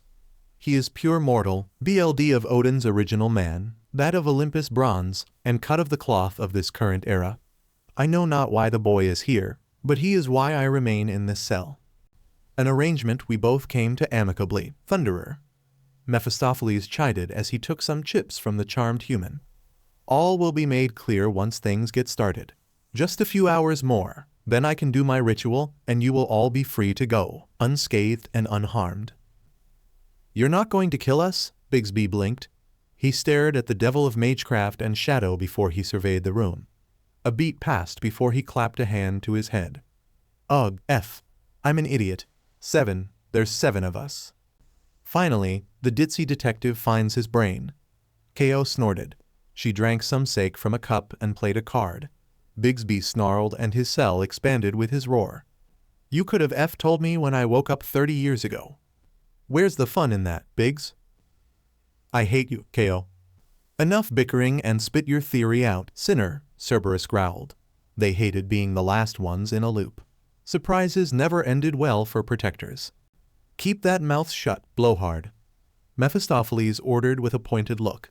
The sinner's open mouth clicked shut and Cerberus snarled. The devil that bested him smirked. Impatience will do you no good, friend. Like I said, just a few hours more. Then I will release you. It won't hurt, big bros. It's not like it's a shot, Ortho reassured them, poorly. Shot? Jack jerked and looked around. Where? I've had mine. Damn it, Orthrus, keep your heads on straight and stop jostling the table, Gary Mazza harumphed. I can't cheat right if someone keeps shaking stuff around. Cerberus growled as the card players bickered and glared at the smirking devil among them. They would not let this stand, especially not after the last time they let him slip away, though she was tempted to for what might have been the first time in her life. Luna wasn't one to hum as she applied her makeup for the night. No, even if there was a song blasting from her phone, she hyper-focused on her work. One wrong slide, one missed lash, and she'd be the subject of ridicule. Okay, maybe she was being dramatic, but that's how it was in her preteen years in the orphanage. Yeah, teenagers were awful, but grown hellhounds, they could be worse. It didn't help that this was the first time she was attending an infamous Beelzebub party, let alone the first party she'd attend with her mate. On that lovely note, she had a mate. She was mated, off the market, unavailable, essentially engaged, to a Duke of Hell. SCK at beaches. She couldn't fight back the smirk from her face as she set her pen down and grabbed the next one. Every hound at this party would know what belonged to her just as they would know who she belonged to. She paused mid-slide as she thought about that. She was mated, yes. Her doof was mate, and Luna was wanted, taken, claimed. She was loved, which meant by hound standards, and sin law, any ownership over her was deferred to her mate, just as her mate would be deferred to her. Oh, Blitzo was going to flip his enormous piles of SHT when he found out. Ugh, it was going to be so annoying to deal with his idiotic, intolerant assholery. Especially when it came time for her to move out, that was future Luna's headache to deal with. Tonight, she would get to flaunt herself her average, weird, beach butt, loser self for her mate. Thinking of, the F is he doing?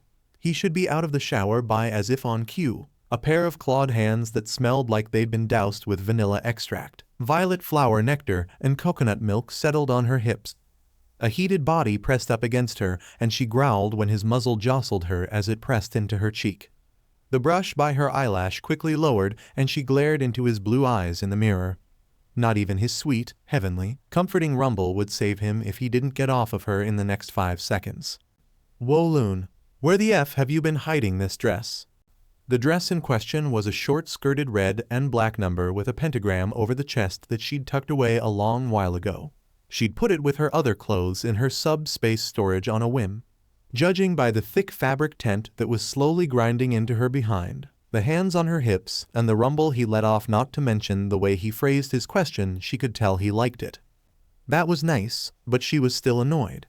It had been 5 seconds, and he was still hanging off of her. Doof, don't touch me while I'm doing my makeup.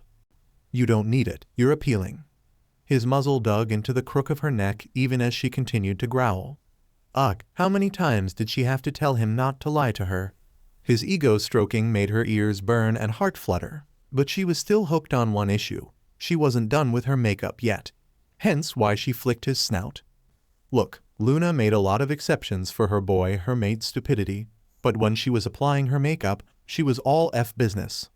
Oh, he flinched back and rubbed his snout with a whine that was more theatrical than serious. What? I can't compliment you anymore now that we're mates? You can do whatever the F you want, doof. Just don't touch me while I'm doing my makeup. She huffed as she finished putting her mascara on. This was why most hounds kept feeling each other out for another month or so before they even considered rituals. She glanced at him in the mirror. She didn't really know what his usual morning routine was. Oh, what the F? Where was his shirt? If he was going to interrupt her, he could at least be ready so she wasn't tempted to say screw it and return to their marathon of F they'd partaken in since they marked each other this morning. Well, right now I want to nuzzle you and call you appealing. After I'm done, she warned him with another growl. He threw his arms up and rolled his eyes, ungrateful jerk. She was partially putting this effort in for his benefit before he crossed them over her sexy, sculpted, scarred chest, and leaned against the dresser she'd commandeered for her craft. Of all faults you could have, you're a makeup girl. How did I not know this already? Because, she drawled the word out with a final swipe over her left eye and then switched to the right. Your doofy butt doesn't pay attention to what I'm doing in the morning or what gram posts I look at. Bullshit. I watch you all the time. Loon watching is one of the best activities out there, right next to training and gardening. Smarmy, cute doof thought he was so slick. Don't you dare F-wag, tail. Her ears already betrayed her enough as it is, you cannot wag. As to the voxticin whatever, all you do is look at pictures made by other hounds that aren't even a fraction as pretty as you are. He deadpanned. She paused mid-slide and glanced at him with an arched brow. He shrugged. They aren't. Cheeky cute F. He couldn't act like this while she was doing her makeup. Doof. Luna scoffed as she resumed brushing the lashes she was working on. Why aren't you ready yet? I'm showered? Was he being serious? She huffed and looked at him again. Still F shirtless and distracting. The fur on his neck looks tangled and matted, and his collar was nowhere to be seen. Shirt, collar, brush your coat. Shirt takes 2 seconds. Then why haven't you already? Because I didn't want to get growled at for wearing the wrong thing. Okay, that was pretty fair.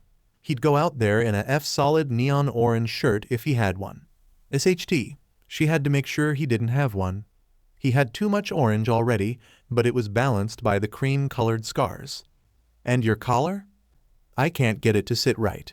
He scratched at his neck. Well, that explained the tangles. You know how you can fix that? Let you do it. I'm your mate, not your mother. Brush your own F-coat and then put the collar on. He groaned and pouted at her. But Loon, another fake whine, oh, he was asking for some rough pegging tonight. When I brush it, it hurts. Babe, grow up actually. Have you ever brushed your own coat? She would not be surprised if B took advantage of the opportunity to molest him. Luna totally would have if she was in B's place. Yes, I have. He deadpanned. That is how I know it hurts. Look. She clipped her mascara brush back into the tube and set it down to face him with a snarl. Are you being difficult like this on purpose, or is it only because we're mated? 70-30. Can I nuzzle you yet? He asked after a shrug while his tail wriggled behind him.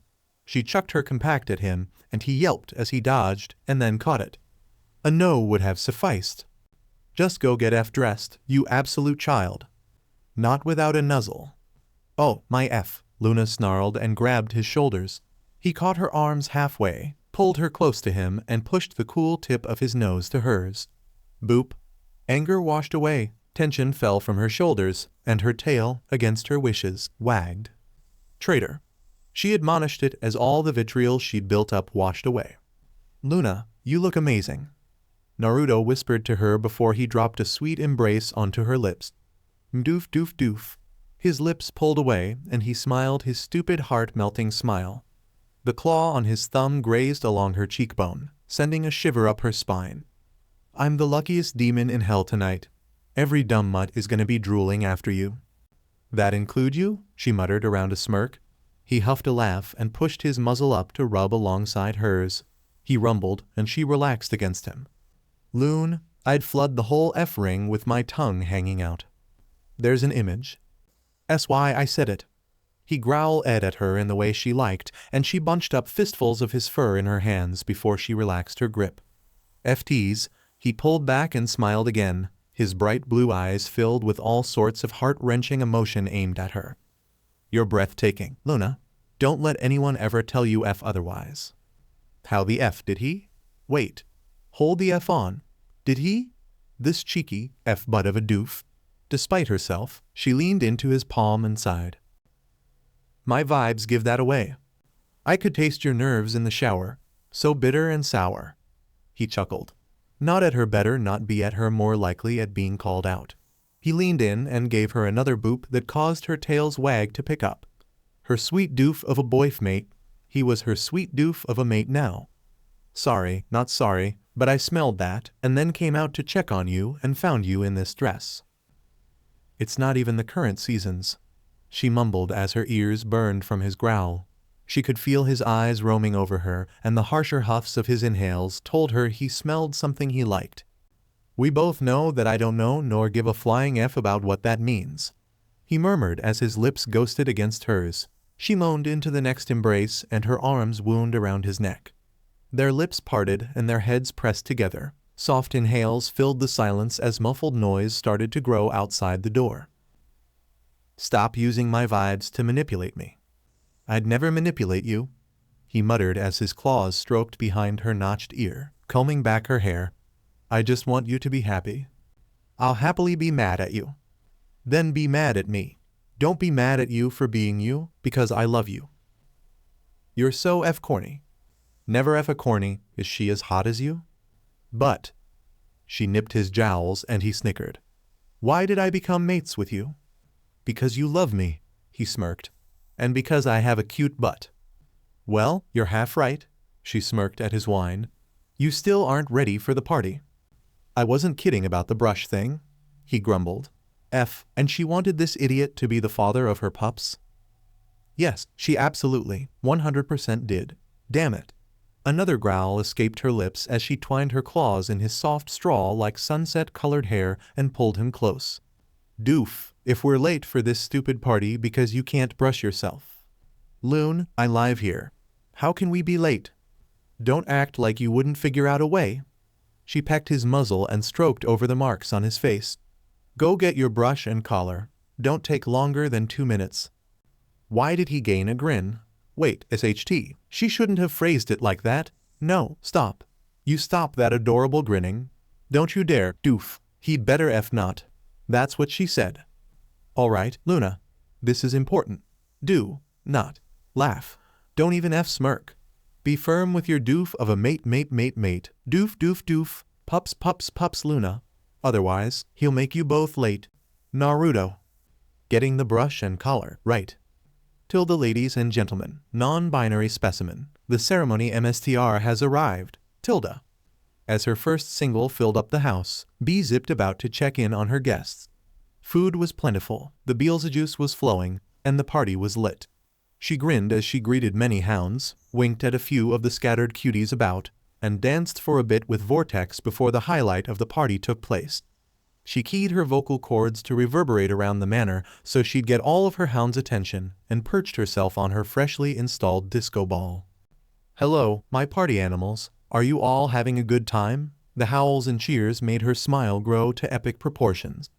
All right, I've got an announcement to make. As you all know, this party had a purpose.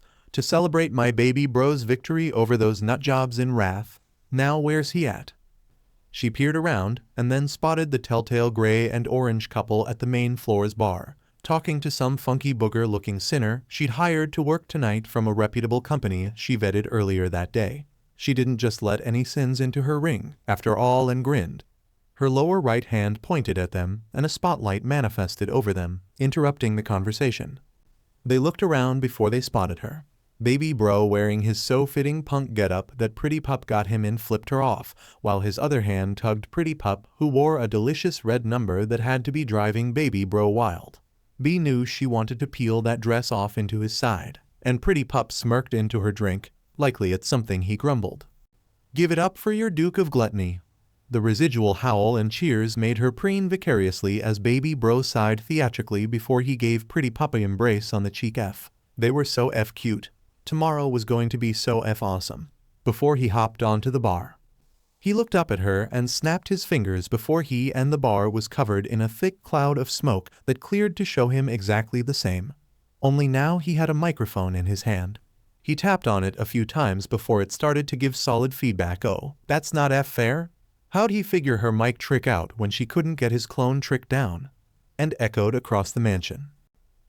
Right. First, FUB, he deadpanned. She grinned and winked at him. He huffed and then addressed the hounds. Second, thank you all for this lovely party that B has thrown. I know you all worked super strong to make it happen by just showing up and getting smashed. B laughed as her hounds totally missed the diss he threw at them, cheering and clapping as they were. She grinned at him. She knew how much he liked to party and whistled. As I was saying, this party was originally for my baby bro, but last night something amazing happened. She enticed the crowd and drank up the sweet curiosity that filled the air. That was going to make some choice Beelzejuice later. Last N, baby bro's eyes went wide and he almost dropped his microphone. B, don't you effing dare. My baby bro got mated. Get on up there, pretty pup, she cheered, her arms raised. The hounds stopped halfway through a cheer and then stopped as a murmur started to go through them. She looked around with arched brows. Hello? What part of my baby bro got mated didn't you pups hear? Start that party back up, guys. He's off the market. Didn't even know he was on the market. I thought he was B's side piece. Didn't know that Mutt was with him. Isn't he not a hound? Who even is that Mutt? B, baby bro asked into the mic as the party animals turned toward him and Pretty Pup. His hackles visibly rose as a growl entered his voice. How many of these effin' hounds use exposure to make a living? Oh, B blanched. Buzzmouth Beelzebub struck again. She knew better than that, but she was so excited. Baby bro was mated. A mating led to a wedding and weddings were so fun to plan. And the party was going to take a turn for the worse if she didn't run damage control right the F now.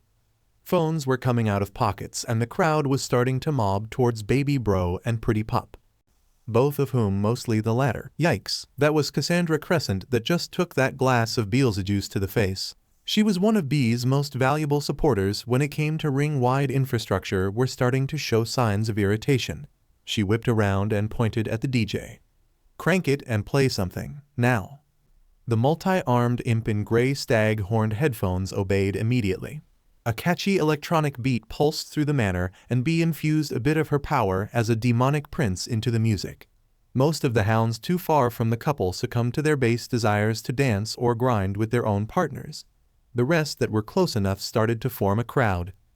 B zipped over, intent on helping her baby bro and Pretty Pup get out of the mess she'd inadvertently made, when the ground shook and the record skipped. The hellquake? Pretty Pup frowned. We don't get those this deep. B scowled at baby bro. Calm down.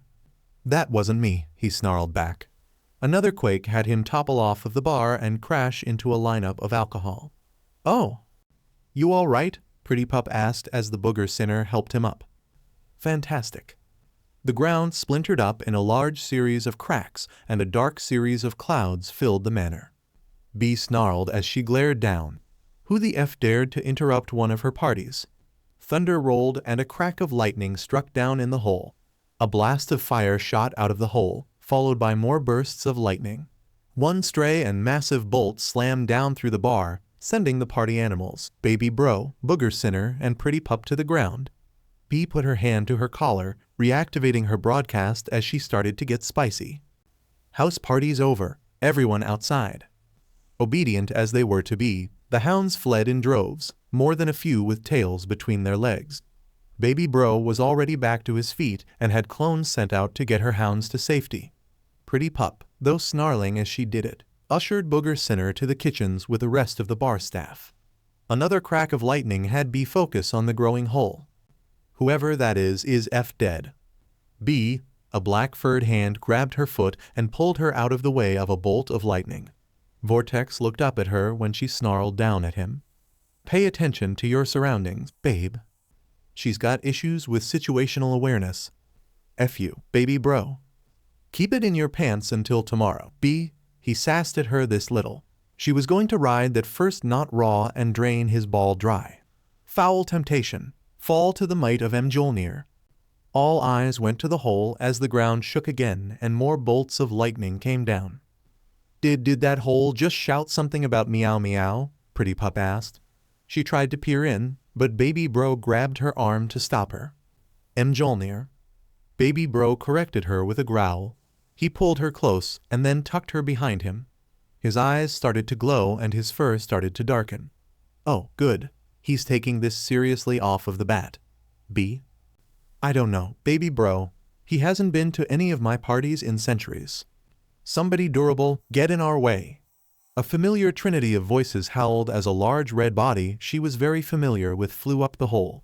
B quickly made herself larger and caught her ex in two hands. Wow, she'd never seen Cerberus look this bad. They looked like they ate some serious SHT after a drunken tumble. Cuts and bruises were all along his body and burns were swiftly behind it. F-butt. Cerb groaned. Ooh, he looks like he took a bolt of lightning to the face. Just had to lose his temper. Herb growled. Still sexy as F, also a strong resemblance to Vortex. Were they related? She'd have to look into that. My head hurts. Russ whined. Awa, still so cute. B loved his personality, the most out of the three brothers. He rolled his head around. SHTSR, you good? Oh, and there's her second favorite BTTPLG. She just got a wickedly delicious idea for that plan she had involving Vortex and her ex. Best table it until later. So, what the F happened to you three? She greeted the trio the only way she knew how. Bluntly. Also, why the F is Thor trashing my house? Mephistopheles. She lowered Cerberus down as the beefy dad bod that was Thor flew out of the hole and landed on her DJ's setup. Damn it, she'd have to get a new one now. Focus, the name they dropped. B snarled at the hole as a large amount of shadow spread out from it. Ah, so wonderful to be back in gluttony after all those years. The red-headed, massively tattooed elder demon sighed as he reformed in front of her. He smiled. Why, isn't this a lovely surprise? Queen Beelzebub herself greeting me? If only I could have planned for such a thing. F-wad. Ah, right. Our last encounter was rather unfortunate. That reminds me, where is Aha? The F-wad tapped his chin before he zeroed in on her Baby Bro. Naru Elzebub, isn't it? Who's askin'? Baby Bro narrowed his glowing eyes as his darkened fur covered his body. His released form towered over the elder demon, but B didn't even entertain the thought that he could win this fight. It would be a F miracle if the bad vibe attack could do any lasting damage. My, look at you. With only a fraction of it inside you and you've adapted so well. Nope. Nope. F no. B was not going to let this F-wad think he had any right to engage Baby Bro after the last time she found him in her home. Let alone now, when he had the F-audacity to interrupt one of her parties. You picked the wrong night, F-wad, B snarled and swung down at him with her two left fists. She missed, damn it, she just renovated last month, and he reappeared on her shoulder. Well, that was rather rude. I'm in the midst of conversing with someone, Queen Beelzebub. You should. His eyes flashed black as he flicked fingers at her. Mind your manners and wait your turn. A massive hand of shadow, easily twice her size, covered her face and carried her through the wall of her home. B snarled and bit through the shadows and magic, devoured it to fuel her spicy nature. She roared in outrage and let her wings spread full before she rushed at the elder demon as he looked back at her Baby Bro. I will use your corpse to clean out my septic tank. Strong pass. He didn't even deign to face her as he rose his hand up dismissively. She narrowly avoided a sudden rising of obsidian rock and hellstone. She grappled his body in her four hands, but he slipped away in a wisp of shadows and reformed atop the counter behind the bar. Please, do not interfere. I'm just here to talk to an old friend. Over my dead body, B snarled and made a glob of paralytic honey in her claws. Baby Bro, get Vortex and Pretty Pup out of here. B. Do as we say, Duke, B snapped. She was in no mood to entertain her Baby Bro's combative temper while the F-wad was in her ring. She whipped the honey at Mephistopheles and hit the wall. Where did he go? Temper, gluttony queen. Anger makes you sloppy. The king of magicians taunted from the shadows. Above her, a shadow bloomed. The roof exploded and swarmed up into a ball of materials. A large round mound of mass descended. That's just F cheating. She scowled at the makeshift meteor. Nope. The creator of the garbage pile that dwarfed her physical form 3 times over chirped from where he hovered miles above the ground. That's magic tilde. Now eat this. F watch me.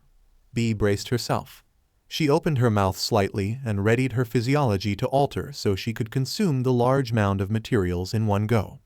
It wouldn't do for her hounds to catch word of her letting any of their number die after one of the original demons attacked her home. Futon Rankuden. Okay, she didn't expect him to use the bullshit meteor as a distraction. The compressed air slammed into her face and B was dazed. Another followed, ironically winding her as it hit her gut, and another after that, and again, and again.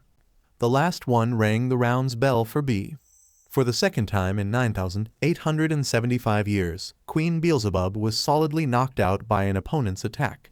She fell back and shrank to lessen the damage to the ring, when something strong and warm caught her before she could hit the ground. She blinked, the world spun with each flutter of her eyelashes, and looked up at the body that caught her. She grinned. Baby bros. So F in many cute baby bros. Yeah, you're sitting the rest of this out, B. Baby bro rumbled to her as he cradled her and glared up at the elder demon. My turn. Blitzo had thought his day was turning out surprisingly well. Sure, Luna was still out on her month-long break, but it was only 646 hours and 32 minutes until it ended. She'd be back to work with her sweet apathy behind her desk in no time flat. He just had to keep himself busy at work or distracted or both. What better way to do that than by checking her Voxtagram account every morning religiously for updates? Hey, as far as Blitzo knows, he's the only father to a hellhound being seduced by a F pedophilic royal, so no one can judge him. No one. Except for himself. You'll just get mad if you keep looking at her old posts, Blitzo. You'll just keep getting F mad.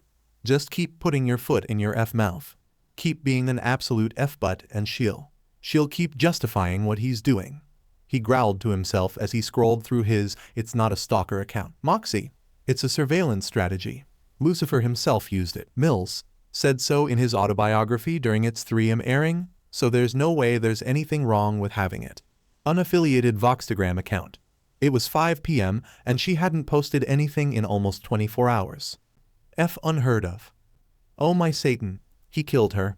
That's the only explanation. He F killed her and he's eating the corpse and no one will care except for me, Blitzo whined and then smacked himself. No, we will not let this injustice go unpunished. We will go to Gluttony and slaughter him. To avenge Looney Tooney. To avenge my baby. Sir, you're getting excited again, Moxie said as he poked his head in. Blitzo hissed at him. The smaller imp wasn't impressed. Blitzo, before we do anything drastic that would result in a sin coming after us at worst. A shriek had Blitzo on his phone. He stared at the image for a long time and then snapped it. Then he snapped it again. Then he put it in his handy in office blender for when the smoothies aren't smooth enough and reduced it to goo. Then he drank it. All right. He set the blender down. I'm gonna go take a SHT, head to a bar, get plastered, and then go buy a new phone. Mox, get Millie and lock up. We're calling it early today. We literally have an hour until our office closes, sir. We're calling it early today. The founder and head of Immediate Murder Professionals snarled. Moxie watched him go before he checked his phone. For whatever reason, Luna didn't block his account or Millie's, but they were surprisingly cordial so he could see what the big deal was. That's generally the cause of anything that got Blitzo so upset. Mooks, Millie's screech had him sprint for her and she was dancing on the couch. She held her phone out to him before she could ask and beamed. Look at what Luna posted. I would, honey, but you keep dancing like that and it's making it strong to thank you. Moxie smiled sheepishly as he caught the tossed phone and looked at the post. Moonlight_howling_666 updated relationship status to mated with Orangefitstreamen. Vot lesem. Well, that explains it. Oh, he's going to go get himself killed. Moxie mumbled as realization struck. Probably, his lovely wife shrugged before she jumped into his arms and held his shoulders. But don't you know what this means? I get the feeling you'll enlighten me regardless, sweetie, he smiled. Well, you're not wrong. Anyhoot, according to this here manual. Millie pulled a book out of her back pocket. He hoped that's where the book was anyway and displayed it. The title printed in the most truly evil devilish font that was Comic Sans. So this was a legit good book. Read An Imp and Their Hound, the legitimate guide to raising a loyal, healthy, and powerful hellhound pup. It was written by someone named Lupin Palraman IV. Moxie would have to look him up to check the validity later. Millie cracked the book and turned a few pages. Matin means more than just a good F. Mated hellhounds are more like married couples. Huh, Luna is married. That's honestly a little weird to think about. I wasn't done, Millie admonished him. Mated hounds are more likely to produce puppies, so be aware that any fixing that was done back when suggested in Chapter 2 would hinder this aspect of their life cycle. You know what this means? We could be dealing with a PRGNT Luna in the near future. Moxie paled. The thought was horrifying. Her mood swings were bad enough without hormones. I might need a new job.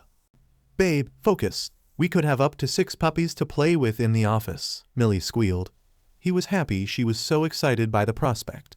Unfortunately, life and his father had forged him into a realist. Moxie had the horrible vision of 6 little Luna clones running around, calling him fatty, tearing up his stuff, eating his and Millie's food from the fridge, sending him weight loss adverts. The small bisexual disaster that was Moxie gulped. Ah, I definitely need to find a new job. 2 white emissive eyes and 3 blue eyes tracked the faint red speck in the sky that hovered over the ring of gluttony and stared back down at him. His lips were curled and his enlarged fangs were bared at the demonic magician that had attacked his elder sister. Mephistopheles, huh? Like the same guy that taught that idiot human Solomon?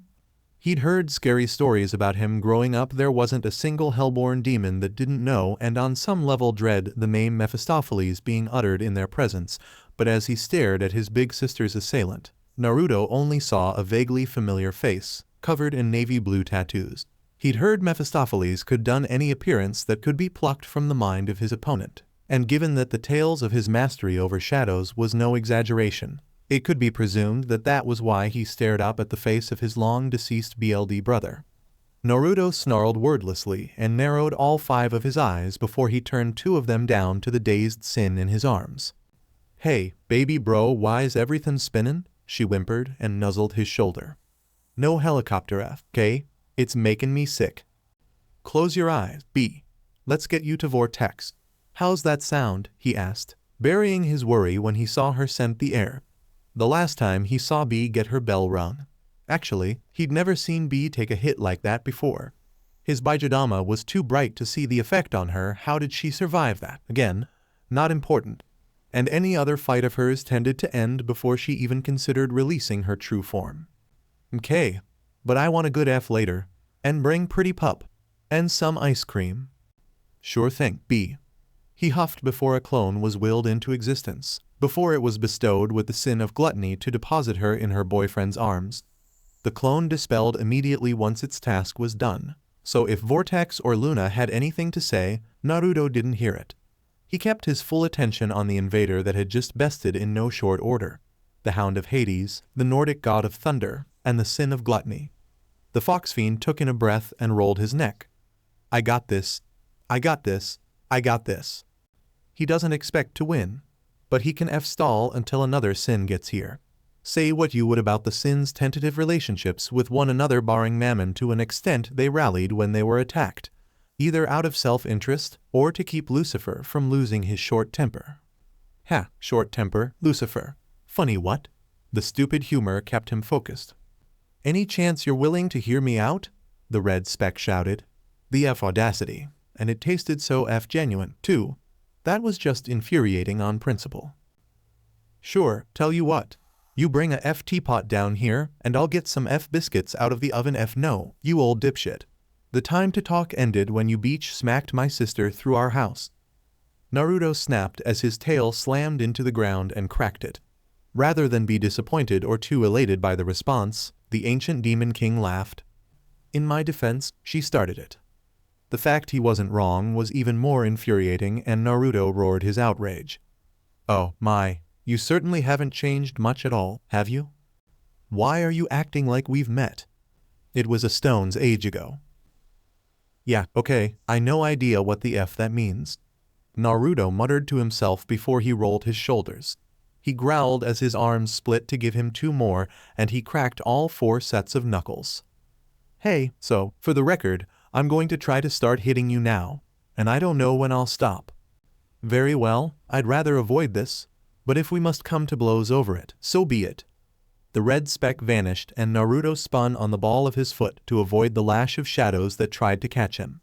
He snapped 4 sets of fingers and 4 clones formed around him. Mephistopheles' ethereal green eyes gleamed and he grinned. He flicked his wrist and the shadow around it dissipated. I shouldn't be surprised that you rediscovered that signature jutsu of yours. I've made my own replicant of it. Erheb dich als duplicat der Schatten. Inkai black replicates bled into existence around him. Dozens, easily. PFFT. He wanted to play a numbers game. Fine, Naruto would oblige him. He glanced at his clones to his left and nodded. They nodded back and their 4 index and middle fingers crossed. Tajukage Bunshin no Jutsu. A swarm of hundreds of his clones surrounded the dozens of shadows, all of them in their released forms with chains waving in an unseen air. The silence of the ring was broken by rattling of ethereal chains and a chorus of growls. The shades of the ancient devil remained silent, awaiting instruction, and didn't turn back to face the new threat. By the sage, I had almost forgotten what fighting you is like. This is such a lovely night, Mephistopheles cackled. His grin became unhinged as the tattoos on his face began to shift and swim across his skin like flowing waves. He flicked his right arm up. Let's do this properly, shall we? You should know how this goes. You just went through it. Demons, ready? Naruto's hands balled into fists and his original clones shifted closer to him. Boss, what's the play? One clone asked softly. We hit him. Strong. Substitute where we can. I'll make more clones as needed, just keep him off balance. We need to tie him down. His teeth grit and he adjusted his stance. He let an ear flick towards the watching hounds, checked on his mate. She was there, snarling something too low for him to hear, but loud enough for him to recognize that she was snarling at him. He didn't need to taste her vibes, not that he could, being as far away as he was to know she wasn't happy with him. SHT. If he doesn't kill me before someone else gets here, Luna's definitely going to. Does that mean she'll be single again? One clone asked. He slowly turned to glare at the clone. The clone shrugged. Hey, man, I love you no HMO, but ... it quotas Luna. I'll deal with you later. He grumbled and glared back up at the elder demon. Then, Mephistopheles' hand dropped. Hajime. The clones of his clones engaged the army of living shadows with roars and snarls, while the shades threw lashes of fire at him and the original quartet of clones. Naruto's clones grabbed onto him and threw him up, unable to escape the living shadow's initial attack. Those whips hurt. Strange, though ... it wasn't hellfire they were made with. If it were, it wouldn't have affected them as much as their memories showed it did. Focus. Naruto chided himself before he threw his chains on his upper wrists forward. They latched around the ancient mage's wrists and he pulled. The distance closed. Whether he pulled the ancient entity down or himself up, it was strong to say. Oh, you're approaching me? Mephistopheles chuckled as Naruto grabbed the collar of his cloak with his lower left arm and brought the adjacent right arm back. His upper muzzle split as he snarled. I can't beat the SHT out of you from all the way down there. His first blow hit its mark, and this guy's face was strong. He recoiled with a growl while the devil grinned. The Duke of Gluttony looked at his throbbing hand and blanched. The hardened obsidian fur on his fist cracked and broke apart, leaving the flesh and bone beneath revealed. Not bad at all. A soft crack had Naruto look back at Mephistopheles. A significant chunk of skin had a crack in its, not unlike a fractured porcelain. The sight of that, combined with the red hair, wild golden green eyes, and a crazed grin, froze the fox fiend in place as he was moved back to his first life. The hospital in Konoha. No good memories were held there, and this memory was no different. An older boy, Rock Lee, lay unconscious, his career ended by a meaningless fight against an unmoving, unfeeling monster of a child. The same child that stood across from two boys, a gluttonous blonde and a raven-haired sloth, eyes dead to the world, and sand hovering in the air. I am a relic they want to get rid of, so why do I exist and live? In order to exist, you need a purpose.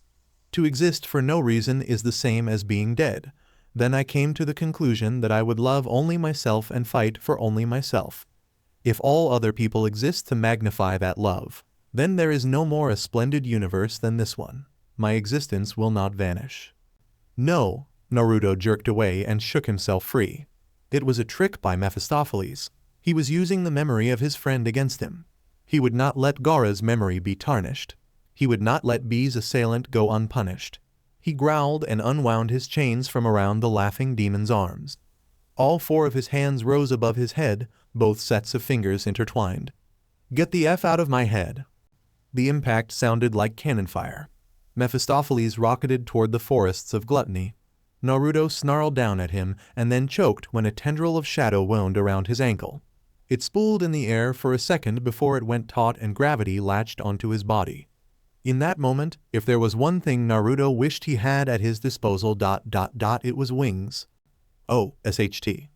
Luna refused to whine as she watched her beau mate, fighting, protect, help, watched her mate face off against one of the oldest entities in hell. She couldn't dwell on her concern or she'd go mad. So, she fell back on her default, unadulterated fury. If he survives this, I'm going to kill him. I'm going to kill him so slowly and painfully. Do any of you hear me, you selfish assholes? She shouted at the horde of clones that were fighting against something she couldn't see in the dark. If you're that worried about him, why don't you go out there and freeze Mephistopheles? She wasn't sure if Vortex was being genuine, or if he was being petty and getting back at her for her win in their last verbal altercation. Frankly, she didn't give it SHT. She turned her eyes on the hot meathead and snarled. He's the king of magic, dumbass. I can make frost and icicles. What am I going to do? Build him a snowman. You could distract him. Vortex deadpanned. She bared her teeth. So could you, but I didn't see you rushing out there to help B. Because, you ungrateful little beach, I know my limits. Guess what? Limp pee-pee, so do I. Tex pup, no more shouting. Please, I've got the worst migraine. B whined and whimpered. Luna half glared at the sin and then returned a furious one to the hound holding her. He matched her glare before he looked down at B with a frown. His eyes closed before he readjusted his hold on her. I'm sorry, baby. Are you okay? He sighed and nuzzled her face. She whined and nuzzled back into him. Head hurts, Tex vibes are effin' awful. I need some jelly. Damn it, Luna should not be jealous of these two doof was fighting a ancient demon. Because of course he was, when he could be here, with her, giving her boops, kisses, and even pups. Being so close as they are.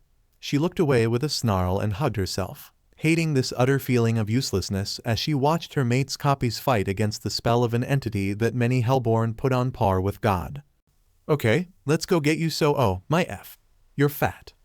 Vortex's yelp had Luna look back and unholy yeah. The behemoth of a man that stood behind them, sparks of lightning in his eyes, was for lack of a better term very fat. He passed them with heavy stomps of his feet and scanned the land. He seemed to observe the clones fight for a moment, and then whirled back to face them. Garmastadier, Luna blinked and realized the fat ass was staring at her. She pointed at herself and he huffed. Yes, you pup. I'll ask once.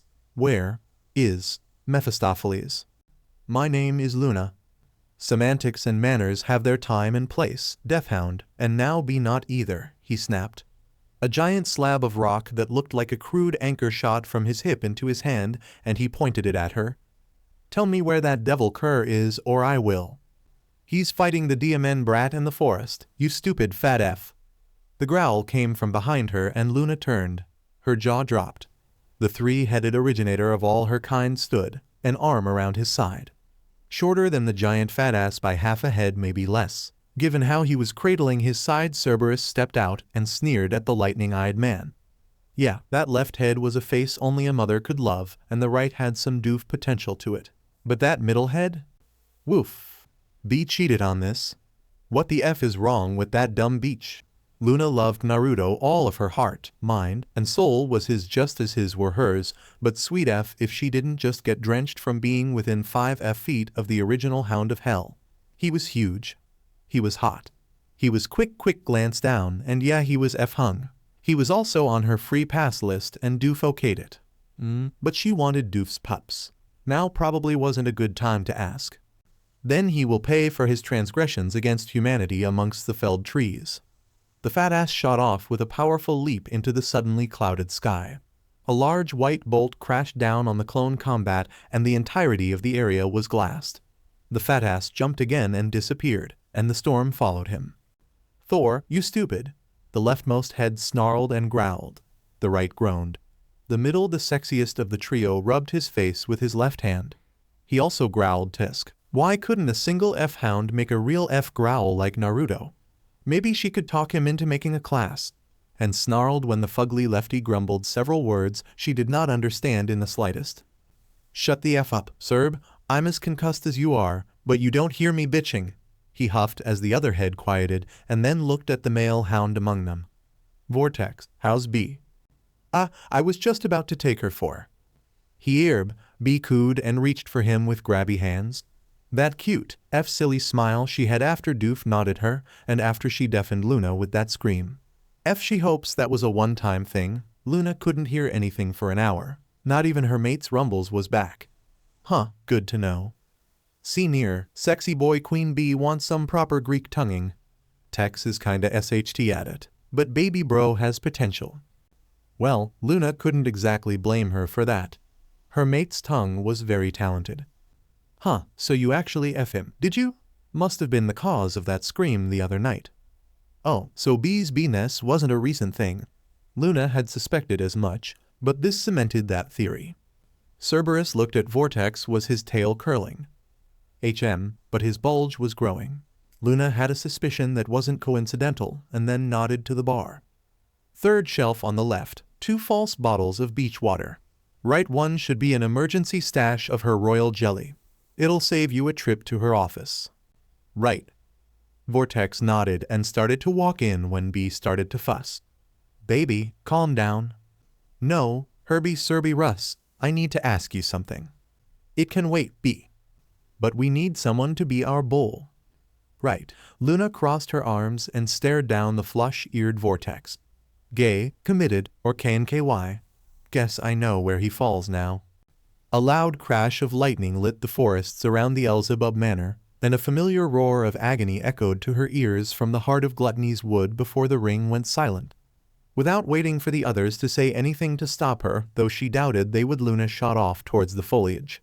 Her doof of a mate never roared like that, well, not unless he was being SXLY gratified by her and a strap-on for the first time, and if he suddenly went quiet. Her heart pounded as she dropped to all fours. Be alive, she implored to anything that would have listened to her. Please, be alive so I can kill him for scaring the F out of me. That stupid doof, he's not allowed to F die right after we get mated.